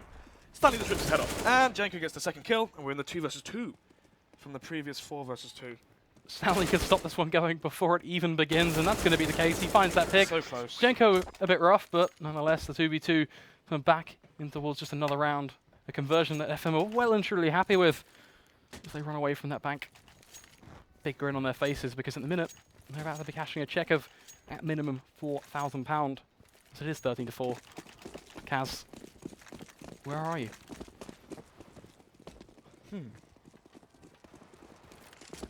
13 already. And Stanley, it's looking like it's going to be 14 unless Roma has something to say. As they do come towards B round. Does get one. Oh, does get one, but the instant trade comes out and all the frags happen. And right now, 14-4. What is there to say? Not much, really. FM. I mean, I am going to be preemptive. I think it's a given. I might be able to make my train, you know. For a 14-4, if FM just going to make it happen as if they close it out, that is one hell of a UK Masters Grand Finale. It's definitely you know what, lads. Even though we lost to Endpoint, we've still got it. Yeah. And Dream. it being a lot of firepower, it seems. Dream, though, on top of Blue Train, does get a kill. That's a Molotov, mate. And an AK. Quick push out on towards the B site is the aim of the game. Pulse, So crisp. double one taps for him. MCK is going to find one. Dream trying to rotate out, but finds himself tagged and blocked by smokes. So everything he's got, assault and battery, the handler utility. He's robbing it a hole close, looking for a one-tap on towards Aussie. It's not quite a one-tap, but kill nonetheless. Just Dream out. That sums up Kaz this best of 3, mate. That's 15-4. Oh. They kept trying to step up, but they do fall short. Look, you know, jumping is hard work. Gotta just get more people on your back. It's pretty much the storyline for Robin and Pulse. But to be honest, Jenko, Stanley's had his moments, even Neil had his moments.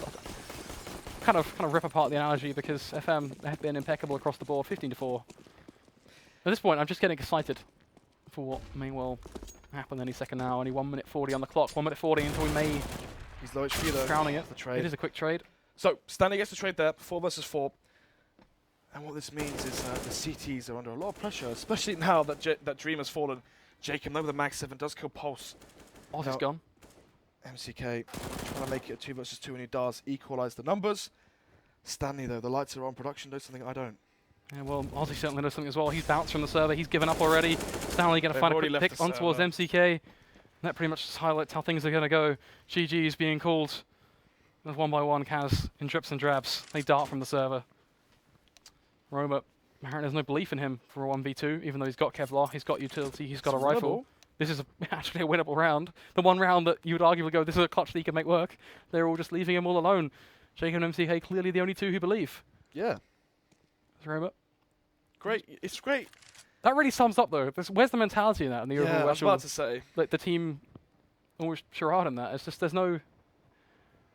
I don't even know how to explain it. Like, Roma is actually in a winnable stance, and it's really disappointing that that's how Kaz have responded. To be honest, really feel like that's something they need to change. As Neil is going to plant in the smoke, Roma will be playing around this train. And let's see if Roma can make this one work. The bomb is going to be ticking away ever so daintily, looking for a 1v1 ideally in his water flash on his mind. Is he DC'd? Is this Go TV bug? No, he's back. He's back. He's back in action. Oh, wait, but there's more. Well, no, it's not. Stanley just headshots him. Anyway, 16-4 on both maps. Was it both maps 16-4? Something like that. Same thing, really. yeah. Kaz didn't really look like they wanted to win. I don't know if it's they didn't want to win, because I'm sure they, of course, they definitely who doesn't wanted to want get the 4K it. at But yeah, least, who doesn't but- want the money and want just the experience of being able to go and play on that stage? But at the end of the day, what it comes down to, and the easiest way of describing it, is Yep. that they weren't actually in the server. It didn't feel as if they were raring to go. There was no energy. There was not that burning sensation that you usually get when you watch Kaz, which is this aggression, this well thought out strategy. We saw the plans from them, we saw the foundation, but they were never able to execute. It was Yep. constantly the same thing from us, which is, okay, that's not enough. Oh, okay, that was a poor display. Oh, okay, that was poor execution. If you go back through the entirety of us talking about things, it was the same comments we were making, and it's disappointing to say, but at the same time, you have to give it to FM. Yeah, They knew what and buttons I to was about press, to say. and they knew how to exploit them. Right now, we do know the finalists for the UK Masters Season 2 Finals. That is the Friday of Insomnia 59. That's going to be FM Esports versus Endpoint, and both those teams will skip the group stages. First and second seeds for them, so they must be very happy. And they're going to be looking forward to bringing that one to you guys, of course, bringing you the I-59 UK Masters Grand Finale. It will be Oh, myself yeah. and Snuts. What can I say? Nice way to plug that one through. But at least one thing is certain, that is all from us from playoffs. Of course, huge congratulations to all 4 teams involved. Yep. They all get a cut of a pretty healthy prize pool, and it's been a pleasure bringing you the playoffs. But for now, for the final time, it's us saying goodbye from the studios over at Basingstoke.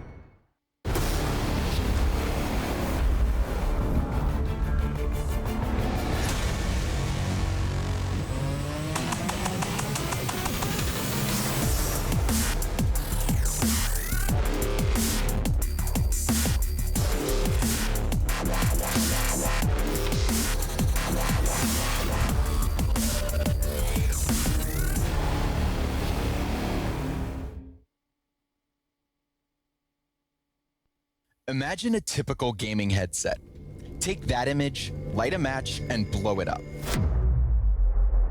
That's what we did to create Arctis. We challenged everything to create our new gaming headsets. We added our award-winning speakers found in $300 headsets to every model in the Arctis line. And our new Clearcast mic? It's so good, we used it to record this video. We invented new athletics-inspired airweave fabric, the most comfortable material ever developed for gaming.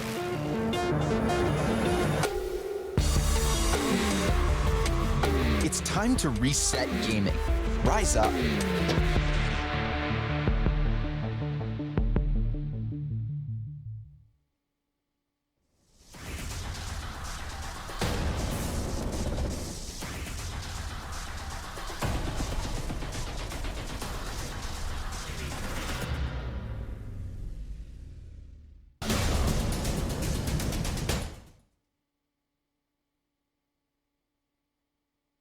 Alright, so a while back I sold out to Game, who paid me money and gave me a load of free stuff just for mentioning their deals on my channel. Well, Game have decided to offer the same sweet deal to any other gamers who fancy selling out to them. All you have to do is go to this website, fill out a form, and then their marketing people will be in touch or something like that. In my opinion, you should all do this. That's just my opinion.